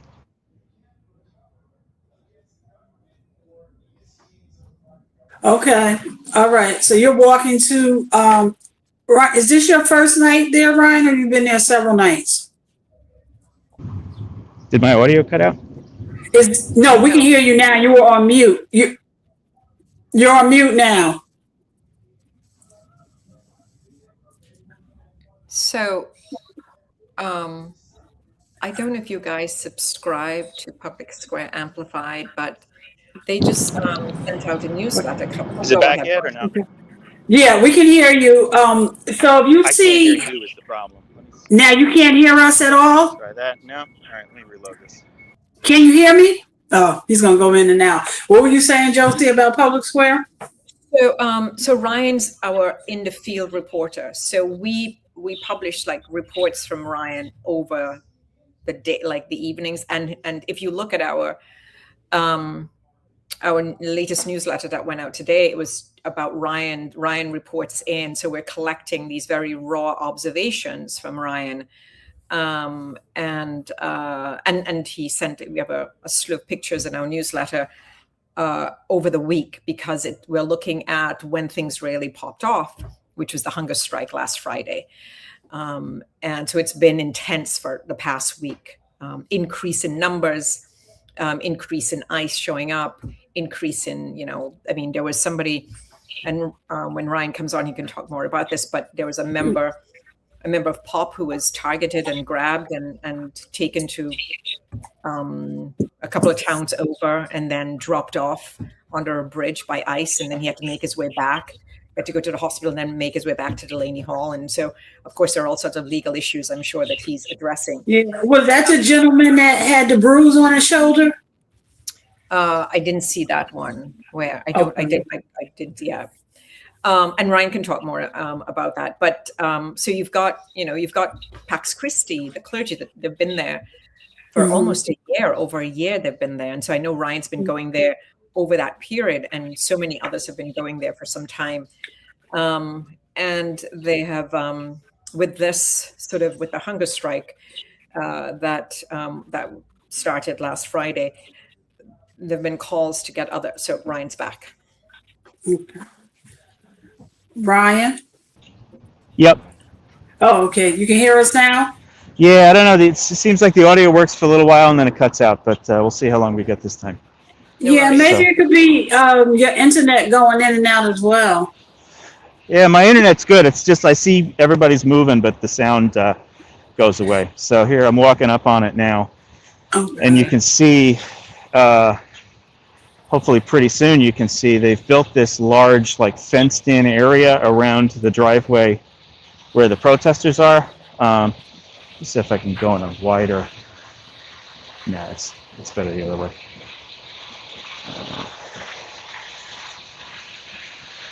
So they've built this fencing area around here, which is, I guess, to me, it looks like the real issue here is that they're blocking the movement of protesters, but they don't seem to be blocking the movement of anybody else. Maybe press too, but ICE agents seem to be able to come and go freely. So, I mean, to me, that's a problem. Yeah, Josie was saying how you've been there. Yeah, you could tell. Oh God, yeah. You've been there for a while, and you've started sort of sending observations back to Public Square, and so we're getting your raw observations and we're sending them out to the public, because I think what Ryan's tried to impress upon folks, and I think others like Kathy O'Leary and others, that we need more people to stand in solidarity with what's happening, and that immigration is not a separate issue from voting rights, from economic justice, from our fight for democracy. These issues are intertwined, and this issue of immigration, which is now at ground zero in Newark, We saw it play out in Minnesota. We've seen it play out across the country. And we knew it was coming to Newark because where there are detention centers, we will see explosion and clashes between those who are fighting for democracy and freedom and justice for everyone, particularly the oppressed, and power structures. And so we're seeing that clash, the demand for justice and demand for democracy versus the encroaching and consolidation of state power and the way in which it's being used. Ryan can weigh in, and now he's showing us the bars. Yeah.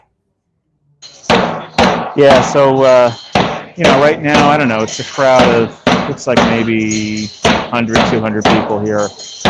State police are everywhere. You can see these orange barricades are here. You can see this tank-looking thing, this Bearcat that they've got. What's banging? What's banging? There's a drummer nearby. Oh, okay, got you. Okay. Yeah. Okay. Oh no, it's not a cannon or anything. No, okay. No. Okay. So yeah, that's kind of. I'll show you the rest of the facility if you haven't seen it. It's over here. You can see. Let me see if I put this sideways, will it be better? Yeah. So you can see here. This is up the road here, and that's the facility. The main gate is kind of over there. There's fewer people over there right now because that's not really where things have been happening. This has really been where all of the big confrontations have been. Yeah.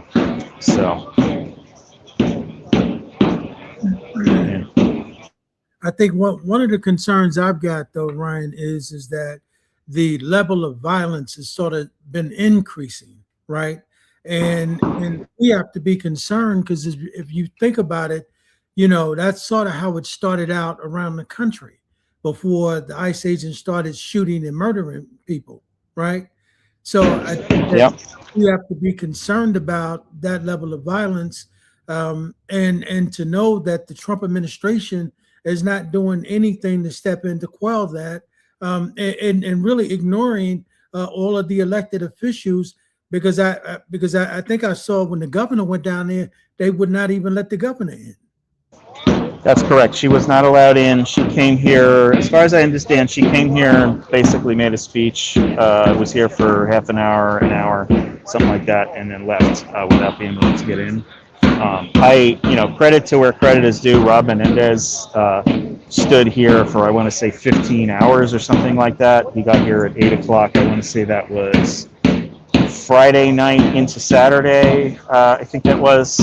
He was here because Martin Soto was in here, and Gabriela Soto was helping to organize the protest outside the facility about what was going on and to lift up the hunger. And I want to point out labor strike. The labor strike is apparently bothering the facility far more than the hunger strike because nobody's cleaning toilets. I heard a report that the director has to clean the toilets in the facility, which, if there's any piece that's heartwarming in here, it's that, they're getting a taste of their own medicine. But he was here to see Martin Soto, and they transferred him out in the dead of night with Rob Menendez standing right over there by the gates, and they didn't even say anything to him about it. So he was there till 8 in the morning, maybe it was. I spoke to him about 4 in the morning, and the person he was here to see was whisked out of there by the powers that be without even telling him. Like, they knew for a fact that the person was not there anymore. He was just trying to get a picture of him, okay, or something like that. It's really shameful. And let me ask you a question: the people that they're moving, do we know where they're moving them to? That particular gentleman was moved to Elizabeth, the ICE facility there. There was a plane here yesterday that flew in the evening from Newark to Louisiana. I don't think we know whether there were detainees on that, but they've been threatening to move people who are participating in this strike, and they have said, or they were, yesterday, they were actually beating people inside the facility. We got reports of it. If anybody was downtown, you heard sirens all afternoon. So it was, really upsetting stuff. So right now, what everyone out there that's protesting, I mean, what are they being listened to? Are they being given any access? Or any other elected officials being allowed to come in? I mean, what's going on? Is it just that folks are just standing outside and just really any demands and doing anything or listening to anyone? There have not been, to my knowledge, there haven't been any demands met here. The demands, just so everybody's aware of the striking folks inside, are that the elderly, sick, disabled, children, people who need medical care are released.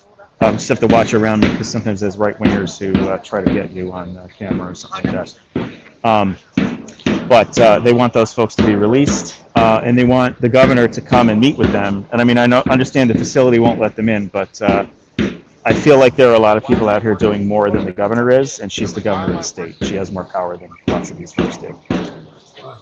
You know, when we were down there with the mayor, and they had incarcerated the mayor down there, the mayor said that, the people who were detaining him actually said that they were willing to let him go if he could get everyone that was outside to leave.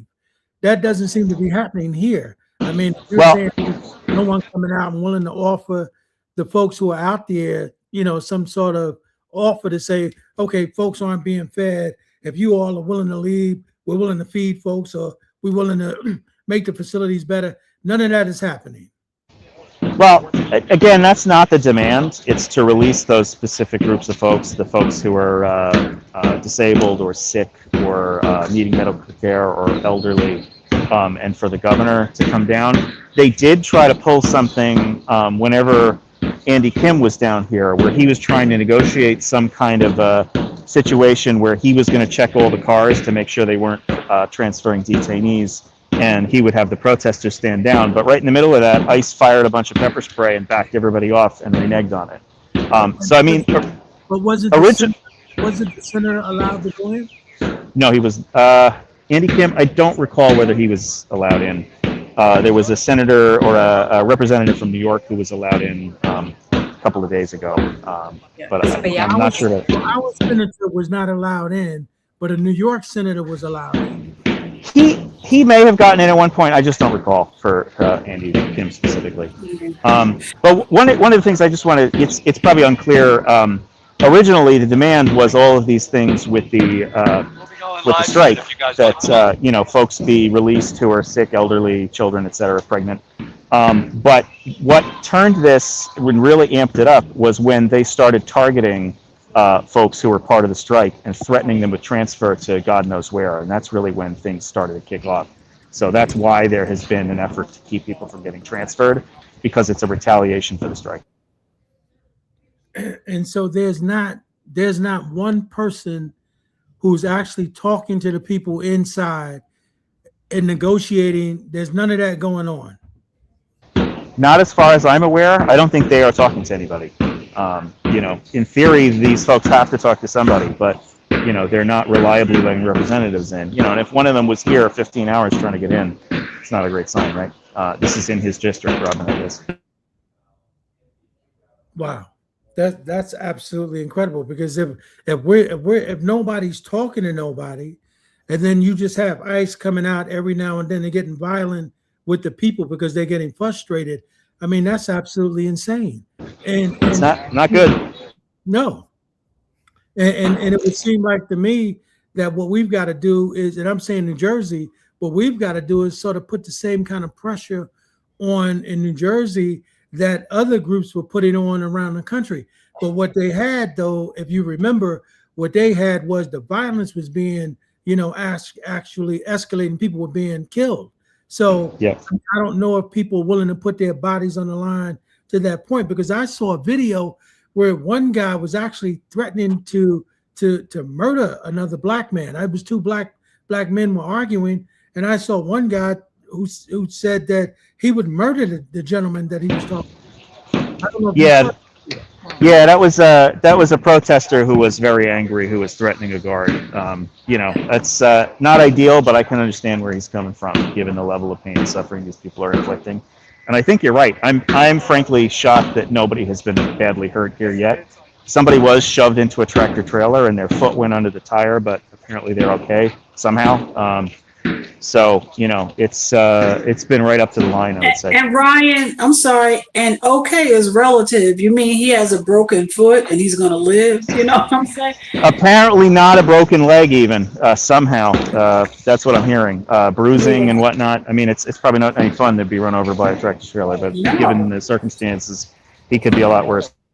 Right. Yeah, but it's still, and I don't know. I mean, that's a whole nother subject because when you have damage like that, you don't, sometimes it doesn't even show, especially because you're in adrenaline every day. It really may not even manifest or whatever, but that's another show. Yeah, that's true. That's true.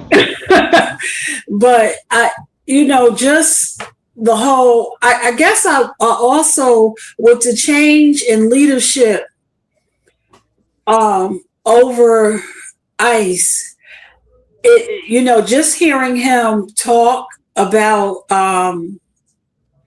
what's going on down in Delany Hall, it seems like there's no improvement in the leadership. Do you have any thoughts about that? I think with this administration, the cruelty is the point, and you're not going to see much of a difference. You're going to see people getting fed up with certain kinds of tactics and whatnot. We saw that little guy, Greg Bovino, get tossed out of office when things got too heated in Minneapolis. But it's not like they're going to put somebody good in there. It's about, being as cruel as possible to immigrants and allegedly trying to get them all out of the country. And I don't think anybody has any illusions that they're going to stop at legal immigrants, or undocumented immigrants. It's a threat to anybody, really.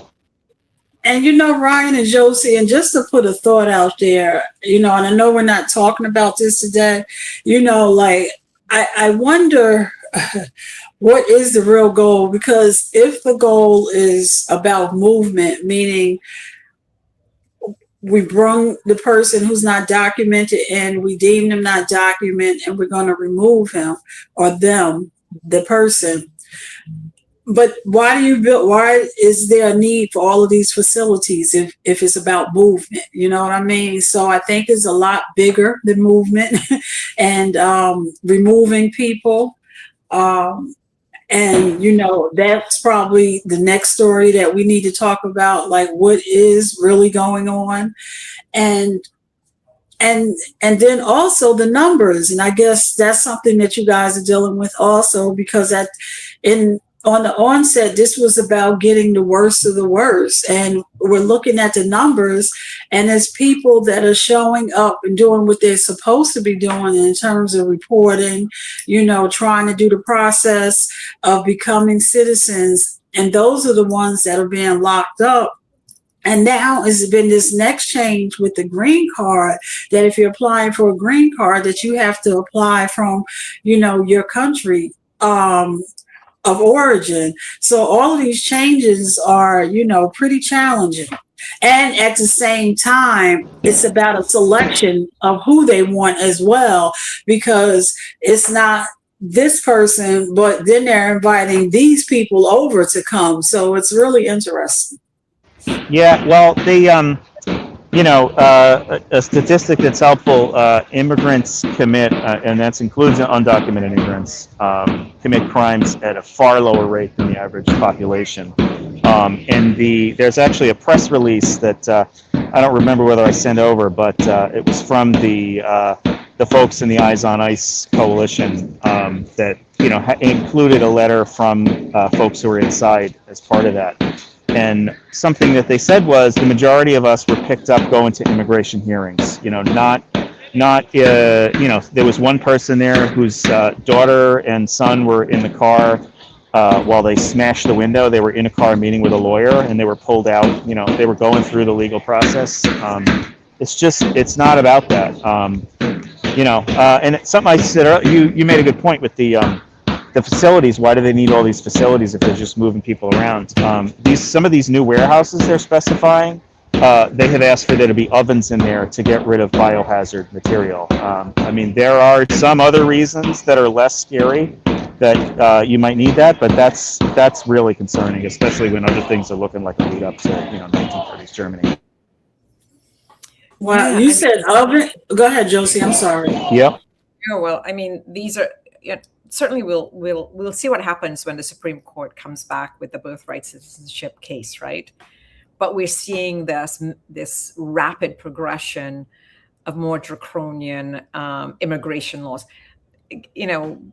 We've had other presidents implement very stringent immigration laws. We can, one of the celebrated ones is Clinton, right? And Clinton in 1984 implemented quite egregious immigration laws. So, but in this particular instance, we're seeing this rapid progression of very stringent measures being placed against immigrants. And also the Supreme Court has sort of allowed racial discrimination in identifying or in detaining people. So that is another factor.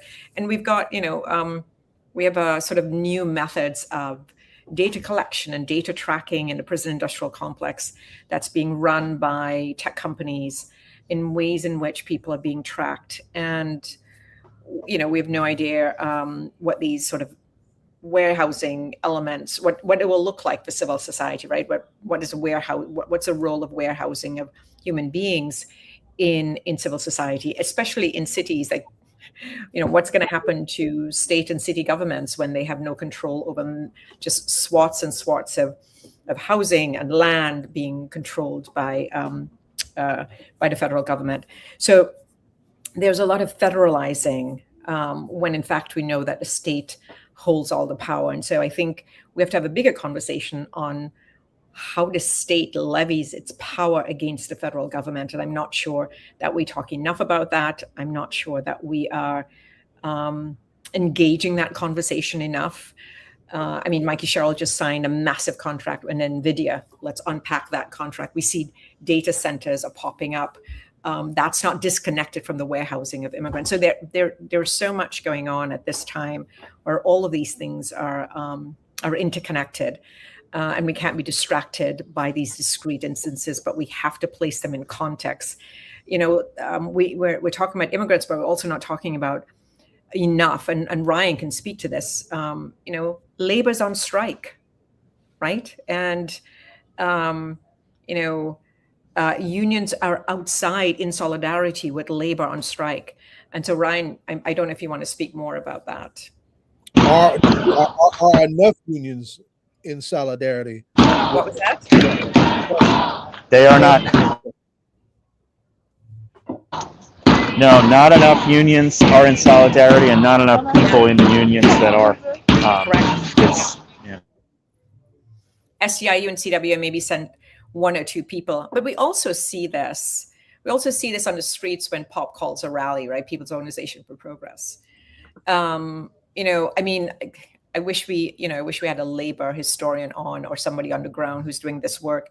I don't know where Margaret Stevens is. She would be a great one to have on, but we don't see enough labor folks showing up, right? I think the largest contingents of any union and any protest that I've gone to is the carpenters union, right? But they're not out there. But we've got to think about that. Where is that sort of solidarity, and how do we build that solidarity? I think it's going to be critical for us to bring Black and Latino white workers together, this coalition around workers' rights, and because the immigrants that are being held are immigrants who were workers. People are working. So this is a big labor. This is a big labor issue. We are losing members in unions. Work has become identified with one's person rather than work in the context of capitalism, and what is that costing workers? And we're struggling with, this whole sort of feudal, this new feudal tech economy that we're all slowly, like we're diving into, actually, or dancing into, I should say. There are lots of these things that we have to sort of wrestle with, and I think we're not wrestling enough with it. Unions should be on the front lines, not individual workers, unions, leaders. There should be press conferences every day down at Delany Hall with the union heads. I mean, these are workers. These people have built part of building the economy and building. Go ahead, Ryan. Yeah, I can say, so one of the things, my union and the Newark Library Union, which is a part of AFSCME, have been doing a monthly labor Eyes on Ice where we come down as a group. The last one, I believe we had about 50 people total, which is not enough, but it's growing every month that we do it. That's going to be on Sunday from 4 to 6. I don't know what things are going to look like here at that point. And there is some interest. We had a meeting today with some of our members, and they do seem interested in getting more involved with this as they're seeing what's happening on the ground. Another thing I want to say, Josie's point is excellent about people being workers and immigrants being in unions. I have folks for whom remote work, being able to work from home is important because they're afraid of getting picked up on the train. And they are legal immigrants, but they're afraid of their commute. I have folks who have emergency plans for their families. These are documented folks who are here, citizens who've been here for forever, decades, and are talking about what would happen if they got picked up and who would they call. That's certainly not normal for this country, and it's not who we say we are. It's who we say we are and who we are have not been the same thing, as I know everybody on this call knows, but it's a real problem.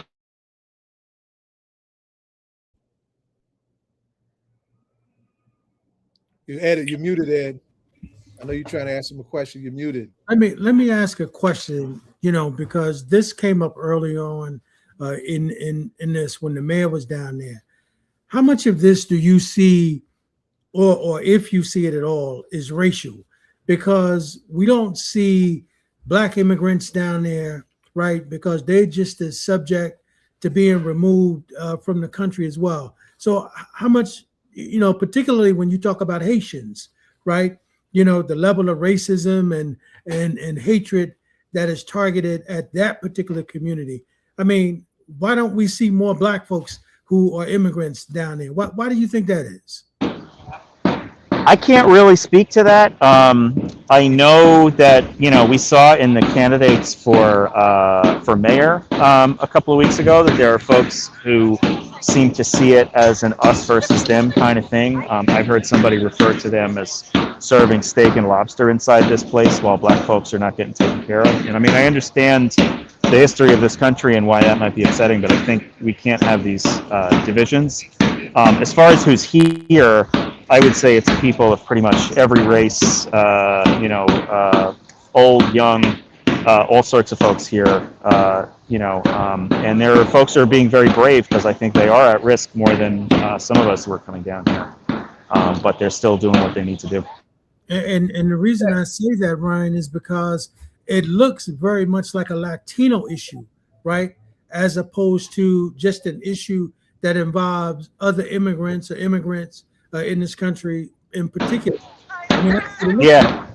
Well, they're also not running around rounding up Canadians, as far as I know, right? So, this is definitely a racial thing, and I think, I don't know whether they're targeting Black immigrants more than other kinds of immigrants. I don't have a sense of like a population, percentage in there. I do know, I didn't say earlier, it was something like upwards of 80 to 90% of folks who are in this place have committed no kind of crime. It's just immigration-related stuff. So it's people who are working in restaurants. Martin Soto was picked up when he was going out and getting diapers for his kids. He's a resident of the crime. I met his And wife. Ryan, I'm sorry, if we remember in Georgia, out at one of the car plants, there was a group of Asian immigrants that I think they kind of did like a raid on it. And the president, I'm not sure if it was Japan or China, flew into Georgia because they were there specifically because the training on how to build these cars, it was very specific. So they had been brought in to train local people from Georgia on how to do the work. And it was so, what's the word? They were so insulted by it that the president came over, and we haven't heard anything about that group. But I remember that raid on that car plant in Georgia, and the president of that country came in because he was very insulted because it was a part of the contract that was signed that they were sending these workers over here to train people on how to fix these cars, and then they, rated them up and put them all on a bus and everything. Nobody should trust this country. I mean, that's the reality, and that's one of the things the folks also said in that letter. Is that so they're supposed to go home and apply for the rest of the process for citizenship? Who's going to believe that that's actually going to happen and that they're going to be let in? That's another scam. Yeah, I think I mean, I'm not, governments aren't the most trustworthy institutions because they are designed to protect land and wealth and borders. That's one piece, right? The other piece is, yes, Black immigrants are being detained, and they don't make up. They probably make up maybe 6 to 10% in detention centers, but they are being detained and they are facing abuse. If you were in New York City yesterday, you would see that NYPD shut down most of Canal Street to round up the immigrants who sell their wares along Canal Street. So Black immigrants, of course, do face detention. If you looked at the videos of the courthouse in New York City, Chicago, happened in Chicago. Many Caribbean immigrants, Black Caribbean immigrants, being detained, being rounded up. So we see the larger numbers of Latinos being rounded up. They are more visible. They are more vulnerable. And so it's you can go into it's more accessible for them to sort of round up Latino immigrants in Newark, in New Jersey. You've got much larger. You don't have a large Haitian population in Newark or in New Jersey. You don't have large Black Caribbean or African populations in New Jersey. You do have large towns of Latinos, of immigrants, of Latinos who've been here for decades and entrenched in the community and building cities. So yes, you'll see that. But immigration is not a Latino or Black problem. Immigration is a problem of property and of power and of wealth and of land grabs, of colonization, of building empires. That is what immigration, we talk about immigration as building the country, but immigration is also very much part of how you build and sustain and consolidate empires. So whether it is on somebody else's land that you control, or you control the people who have immigrated into your country, immigration is simply, it's a tool of capitalism. But Josie, I've got to say, it's a racist tool of capitalism. Always racist. Immigration, of course. I mean, when you talk about capitalism, one of the attacks on the civil rights movement was a so-called question of quotas and affirmative action. Yes. The longest quota baggage in the legal history of this country is the quota of white majorities being the quotas that will be allowed into this country as immigrants, until this Black liberation movement had an impact on that legal apparatus in the late 1960s, right? And let us remember also that the only person to die in ICE custody at Delany Hall was a young Black man from IT named John Wilson. Yes. yeah, That's a great point. Yeah. We face greater 28% higher rates of abuse that are black people, right? Black immigrants, and something that we may want to explore that is related to immigration and related economics is we might want to look at what's going on in agriculture and farmers and farm workers, and ways in which laws are changing to create these sort of detention centers on farms. So that's something we might want to explore in another episode of All Politics Local. And we probably haven't seen the number of how many people that have volunteered just to go back as well. Volunteer. Well, one of the things they're doing in here is actually coercing people to sign paperwork that they don't understand for voluntary detention.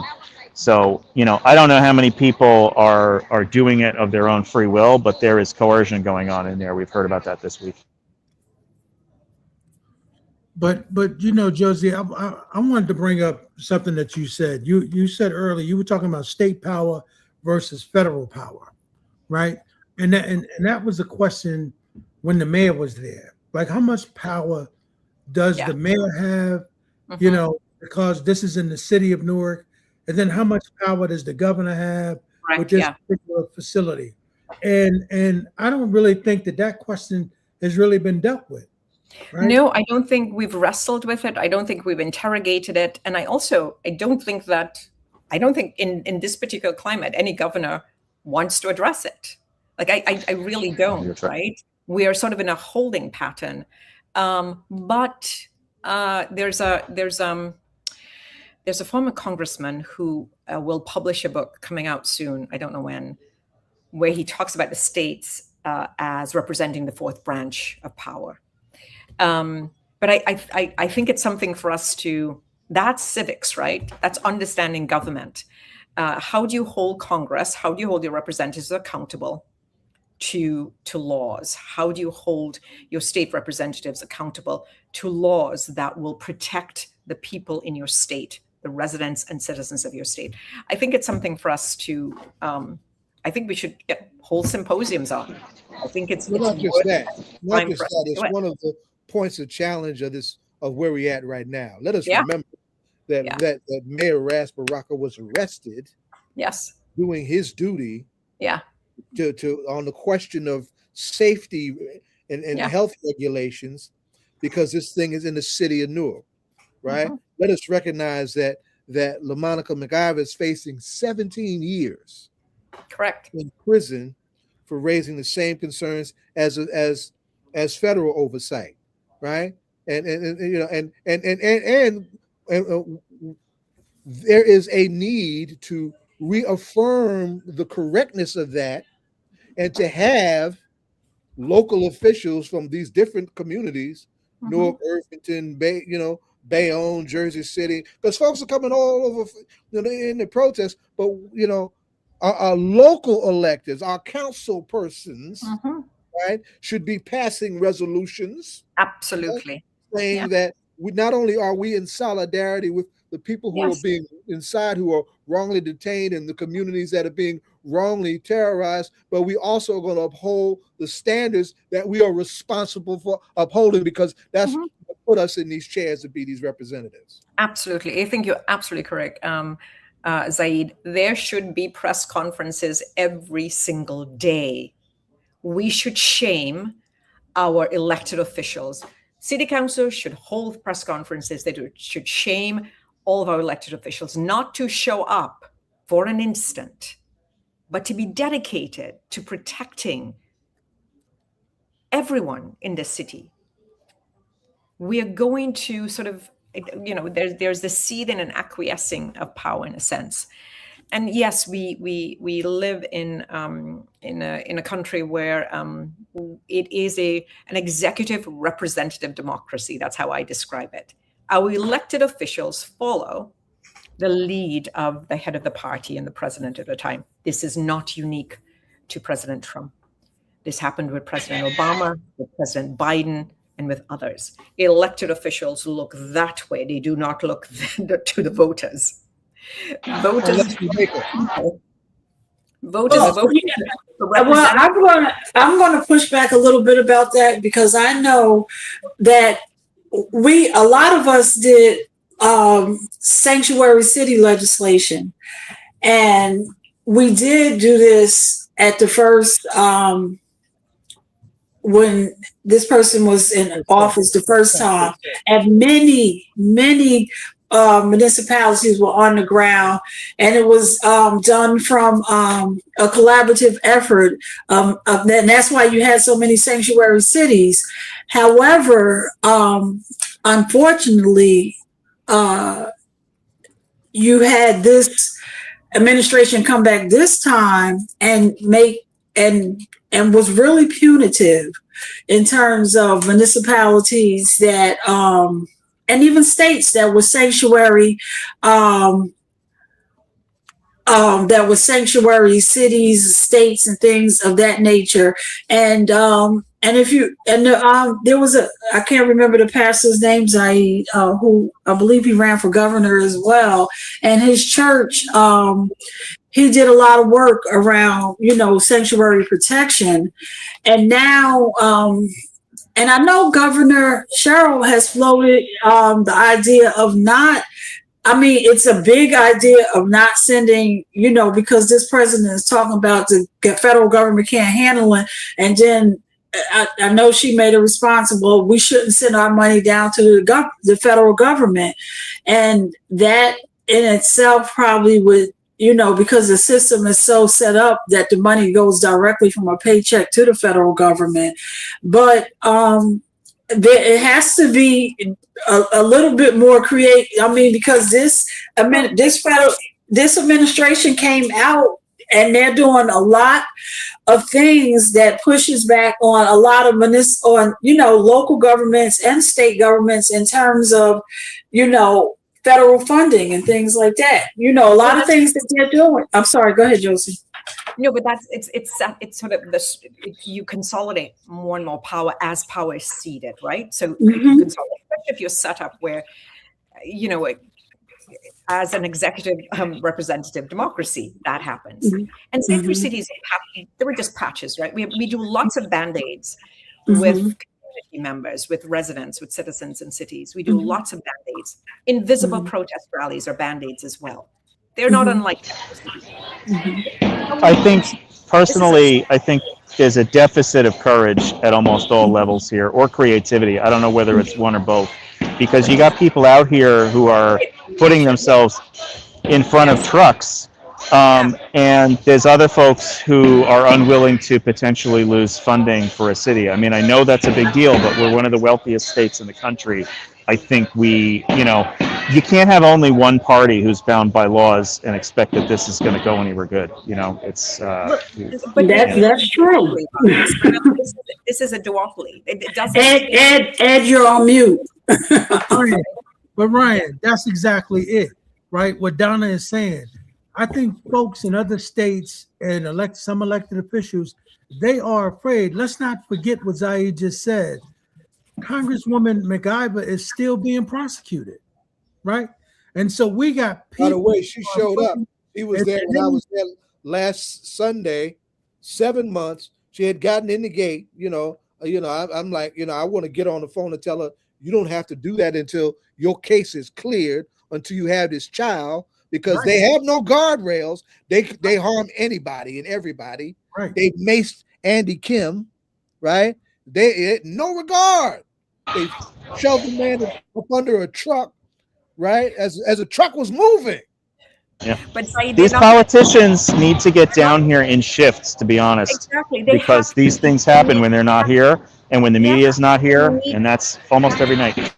And they can't just show up for a photo op. And then the national press comes, right? But they're not going to touch Congresswoman McIver. They've already touched her. They're ready. I'm going to push back on that, Josie. They're not going to touch her again. Adult life trying to get people out of prison who've been touched multiple times and have done decades in prison. This is not the right time. They will touch you. This is not the right time to have a Black woman who's already on trial be touched, who's pregnant. It's not the right time. People understand optics and they understand politics and they understand power. That's right. They don't need to touch her. They'll touch Kim. They'll pepper spray him. They may even pepper spray the governor. It's one at a time. You want to intimidate as many people as possible. You can't just intimidate one person. So I don't think that they're going to touch a visibly pregnant woman that they already have in court. And but even so, there are so many others. And it's just not the physical, because they're still, taking a lot from her in other ways, and not just physically touching her financially, her, what it's costing her and everything. Do you understand? This is costing families. So I'm saying, I'm just saying that. No, I know that. Absolutely. Right. We're in an economy where the impact of what's happening in the past 6 months, right? The economy shifted completely. We're seeing numbers where working class people are spending less, they're eating less, showing up less. Yeah. Or making choices between this or that. At a You know, time paying my when electricity bill or pay for my insurance. the 45% of the wealthy they're increasing their spending and acts and all of it. So we're at a time where we can't separate people and we can't separate issues. Mm-hmm. To echo Ryan, to affirm Ryan's point and underscore Ryan's point, we need to see folks around the clock. We need folks to run. We need every activist organization. We need folks to show up. We need elected officials to show up, and not for the photo op, and not 5-10 of you coming out of an SUV in solidarity. Remember, we have pictures of Bernie Sanders doing it in the 60s. We have pictures of Adam Clayton Powell. Like Adam Clayton Powell, according to Professor Carter, is the last politician willing to die for his people, right? Where are folks showing up? Because if you believe in people's power and the vote, if you're tricked into thinking that, then you're going to show up because that's where your voters are. So something has to shift, and I'm not talking about the violence or the confrontation. I'm talking about the shift in the way in which we structure power, electoral power in this country, because something has to. States and cities must begin to shift inward, like back to their vote. And let me ask you, I mean, because as I said, from a structural standpoint, systems are in place that you know how money comes, you know, whether it flows from a person's paychecks, right? From this goes to the state, this goes to the federal. What are some of the suggestions that you think that the states, like when I heard the governor say that we should stop sending money to the federal government, I was like, okay, but how do you see that happening with multiple states? Like, what do you suggest? Like, the governors get together and say, hey, for this quarter, we're not, I have Mikey Sherrill explain what that means. Like, what does she mean by that? Like, break it down. I don't know what Mikey Sherrill means by that. But I'm asking you, what is your suggestion? What is your suggestion? Like, if you had the governor's ear and you said, hey, because you said the states and the cities, what is it that you would say to council members? What is it that you would say to the county officials in terms of how, you know, it's like one you just said, you know, and I think you said the shift work is good, you know, just don't show up at every 6 people getting out of a SUV, maybe it's 2 people at a time. So what are what are some of the things that you suggest that can be done that would maybe perhaps hinder this administration?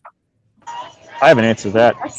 Okay, go ahead, Ryan. Yeah, I would say at this moment, drawing attention to this, politicians have platforms, the media follows politicians follow the media, making this ubiquitous in the conversation these days.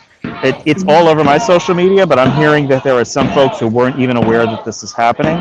And I think getting things to the point where we're seeing 1,000 or more people out here on a regular basis, I think that's going to change the conversation. I don't know how far that'll go, but you know, this is a metropolitan area of what, like 12, 14, 15 million people or more.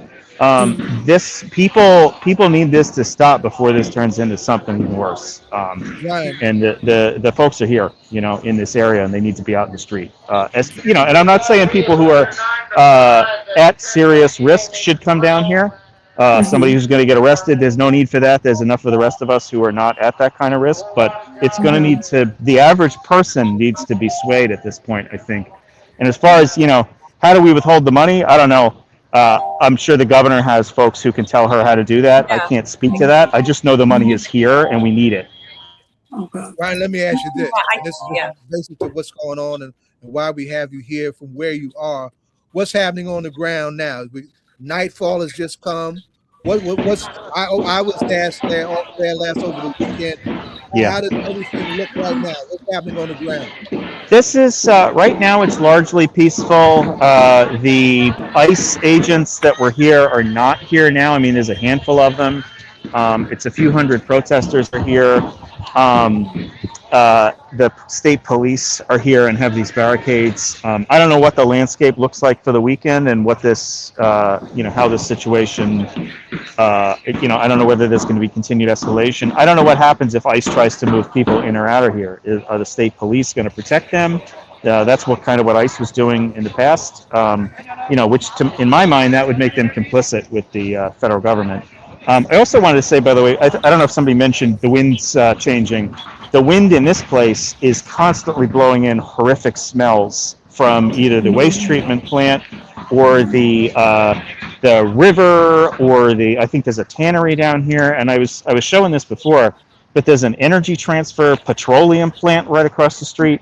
So on top of all the other things that these folks are being subjected to, it's the constant environmental hazard.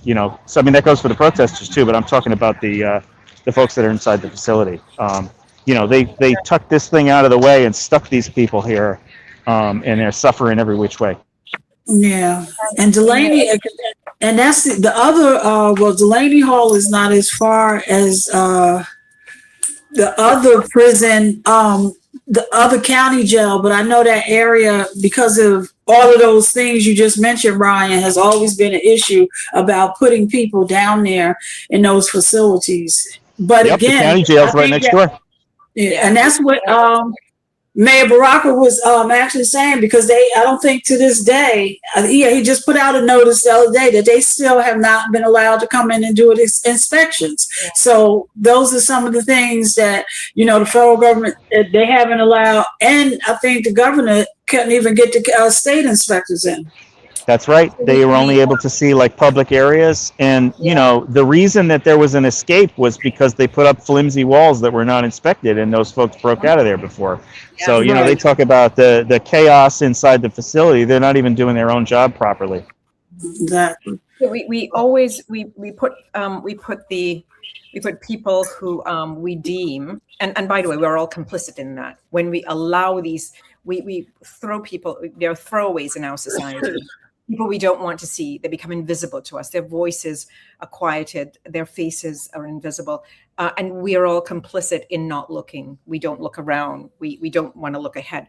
So we participate in that complicity. We don't show up. So it's somewhere in the backwoods. It's not interrupting our transportation and our access to and from what we need to do. So I think that happens, right? That's a way in which we sort of that's a kind of ways in which society sort of gels itself, and that's about fear and intimidation. And going back to your point, I mean, two things. So we don't know, Ryan, I'm sure you don't know if they're going to be counter-protesters tomorrow, what's going to happen tomorrow, because at some point we'll see counter-protesters, and we don't know. I've never been impressed with the number of counter-protesters that show up anywhere. Well, I mean, these seem waving forever for days. Yeah. We don't know, right? So there's always that. They're very noisy keyboard warrior type folks that that don't seem to turn out. There have been some right-wing influencers here trying to expose people for doing the things that they are doing during the protests. There's other folks. Did you see the report today? Folks are saying, "Oh, who is this ACLU New Jersey and COSECHA and New Labor and Eyes on Ice? Where do these people get their funding?" A lot of these are organizations that have been doing social justice work for decades. It's just an absurd conspiracy. And and the conversation around the financing, right, didn't just happen with the Southern Poverty Law Center, and that's something else we can sort of unpack. But going back to, because I know we're at the end, and going back to Donna's query, right? I mean, we should look at where we invest our pension funds. We should look at what corporations we're doing business with. That is, so how are we shoring up an industrial complex that is financing so much of what working class folks are being squeezed by? And so that's something also for us to sort of look at. Well, you all know we're out of time, so Yes. we want to definitely take the time to thank Ryan, and we appreciate all the great pictures he's been sending back, sort of to let people know what's going on the ground. So Ryan, we're eternally grateful to you for doing this live coverage for us tonight, just to give us a real clear picture of what it looks like down there. So thank you for being Sure. on the ground. If I could just add too, these windows up here that you're seeing in the image I have here, there have been, while the protesters have been here, there have been periodically people appearing at the windows, making heart gestures. One of them stuck a heart on the window the other day, yesterday. They are communicating with us that this is making a difference. And so I think anybody who can come down here should. There are places that you can be that are safe that would add to the numbers. And if you can't, talk to anybody that you can think of that can bring attention to this and put the spotlight on it. There's one of these masked villains over here. Let me just say one thing, last thing too. There's a gentleman, I think you highlighted a comment from him. So Public Square, we have recruited Ryan to be a reporter on the field for us, and we are publishing his raw observations and his pictures. And we sent out a newsletter today with a whole collage of his pictures, and we've got some of his video. And I want to just publicly thank Ryan for allowing me to wrangle him into being a protester and somebody reporting from the field. And so for us at Public Square, when we say we center the activist voice in its rawness, Ryan is that person. And so Ryan is our reporter in the field. So thank you so much, Ryan. Let me add to that, if I may, because Ryan is also the voice of labor. Yes, he is. Under a voice not there as it should be, but it's a principal voice of labor at this hunger and labor strike. Yes. Mm-hmm. And again, if you know folks who are in a labor union, 4 to 6 on Sunday, get them down here and they can protest this place with us. Right on. And Josie, you said that if people sign up to Public Square Amplified, they can get. Go ahead. I'm sorry. How do they do that? Thank you so much, Donna. And let me say, I really appreciate All Politics Local allowing Public Square into this space often. Thank you, Ed. Thank you, Jonathan. Thank you, Zayid. And of course, my sister, Donna. Thank you all so much. So you can go to publicsq.org, publicsq.org, to check out Ryan's photographs, to check out our other stories. We'll actually have a young reporter joining us on the ground at Delany Hall to do coverage, and and some others. So yeah, thanks, Donna. Well, Josie, let me just interject. Let me just say, Josie, we thank you family, and so you saying you family, so we ain't even worried about that. All you part of All Politics and Local. Thank you. You're family. And listen, I agree with everything you said about Ryan. I mean, these are incredible shots, and we're gonna do something by continuing to publish his pictures out there and just let people see what this place looks like. So thank you again, Ryan. And do you mind if I add one more thing? Okay. Yeah, there is this shelter over here that you can see. They've removed the bleachers from it, which is when there was visitation going on. So they've canceled visitation until further notice in retaliation for both the strike and the protest. Before this was here, families were given basically these plastic construction barricades to sit on only.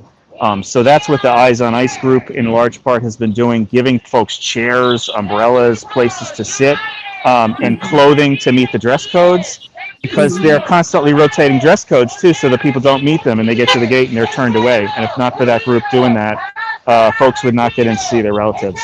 So it's cruelty on every level. People out here in the rain, snow, sun, against a fence in a lightning storm. That's how they're treating the people who are visiting their families. So thank you, Ryan.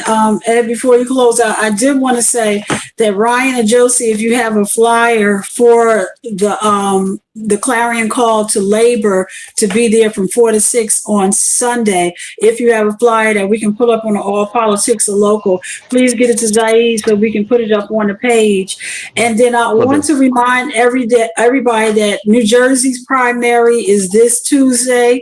The voting polls open at 6 o'clock a.m. and they close at 8. Early voting is on the way, which means that you can make your way to the early voting polls and vote up until Sunday. And we all see that voting has consequences. Please get out and vote. Ed, I believe you thanked Marquis already, our guest who's running for county commissioner, and his line number is E2. And so please get out and vote on, and you will also be voting for congressional members, our county exec. You will be voting all the way down ballot to county committee members. So get prepared, get your ballot out, go online and see if you need a sample ballot. But there will be a lot to vote on Tuesday. So get out and vote. Annell Lopez, by the way, has been showing up on the regular. Those two ladies who were on first. I mean, that was a spectacular segment. Oh, that was powerful. Yes. Yeah. Evangeline Byers. The D-Theft Coalition and D-Theft survivor, Carmela Carrington, the People's Republic of Brooklyn, turning the volume all the way up against some really ugly, blood-sucking landlords for real. But I also wanted to lift up Congresswoman Annell Lopez, who's been showing up regular, out loud, ain't been in Congress but 2 minutes. She's up on that June 2nd election. I'm plugging her, right? I'm plugging her because she comes from the kind of left that we're talking about. So straight ahead. So somebody got to ask Ryan, did he leave? Somebody got to ask Ryan a question. Hey, Ryan? Yes, ma'am. Hi, when you're out there doing the work that you do, is there a hip hop artist, individual, or group that you listen to? I haven't been listening to any music out here because my battery is mostly going to communication and whatnot. But I will tell you, I do enjoy Lupe Fiasco's political pieces, Prisoner 1 and 2. My girlfriend mentioned me that you were asking this question to people, so I thought about it in advance. Also, My Petition by Jill Scott. And I'm trying to think of the third one, maybe Lupe Fiasco, Words I Didn't Say. He's done a lot of great political tracks. All right, and shout out to your girlfriend who's preparing you. She's like, careful, they're going to ask you a hip hop question. I was like, I have answers. Thank you. Thank you. Thank you, everybody. And wait a second, Donna. Josie, how is Brian doing? Excuse me, sir. What now? This is not you, Ryan. How is Brian Branch, your photographer, doing? He's walking around with a walker. He was just featured at Photoville. We got him an intern to make sure that he can keep working. But he's hanging in there. He's come a long way. He didn't expect to walk again. But he is up. He's back home, and he's in a walker and a wheelchair, and he's trying to do his work. So shout out to Brian Branch Price. Thank you so much for asking. He will be so pleased. Thank you. All right, y'all. There it is. We want to thank everyone for tuning in to All Politics Are Local tonight. We hope you enjoyed the show. I want to thank all of the hosts tonight. I want to thank you all for your participation, and really want to give a big up to Ryan, and just say, man, again, be safe out there, and thank you so much for the pictures, man. Right. And thank you for putting a spotlight on this and giving so much time to it, because the national news is sometimes giving you 10 seconds to say what you need to say, and this is an important conversation. Yep, we agree with you. All right, y'all. Brother Zayid like to say, we're catching where, Zay? Well, we're going to catch them in the whirlwind, and I want to lift up my big sister, Sada Shakur, because we're memorializing tomorrow with her family in the village of Harlem, right? That's right. Yes. The whirlwind now, too. And that's on Riverside. That's Riverside Drive, right? Riverside. Yeah. And it starts at 3 o'clock. Doors Yeah. open at 3. It's gonna start at 4 sharp. If you ain't Yeah. on time, you ain't making registration, you ain't getting in. Ah, No, you don't have to register anymore. They stopped that. You go ahead All and is do welcome. Well, I was listening today. All are welcome. it. all right, y'all. Okay. We'll see y'all later. Thank you. Don't stop.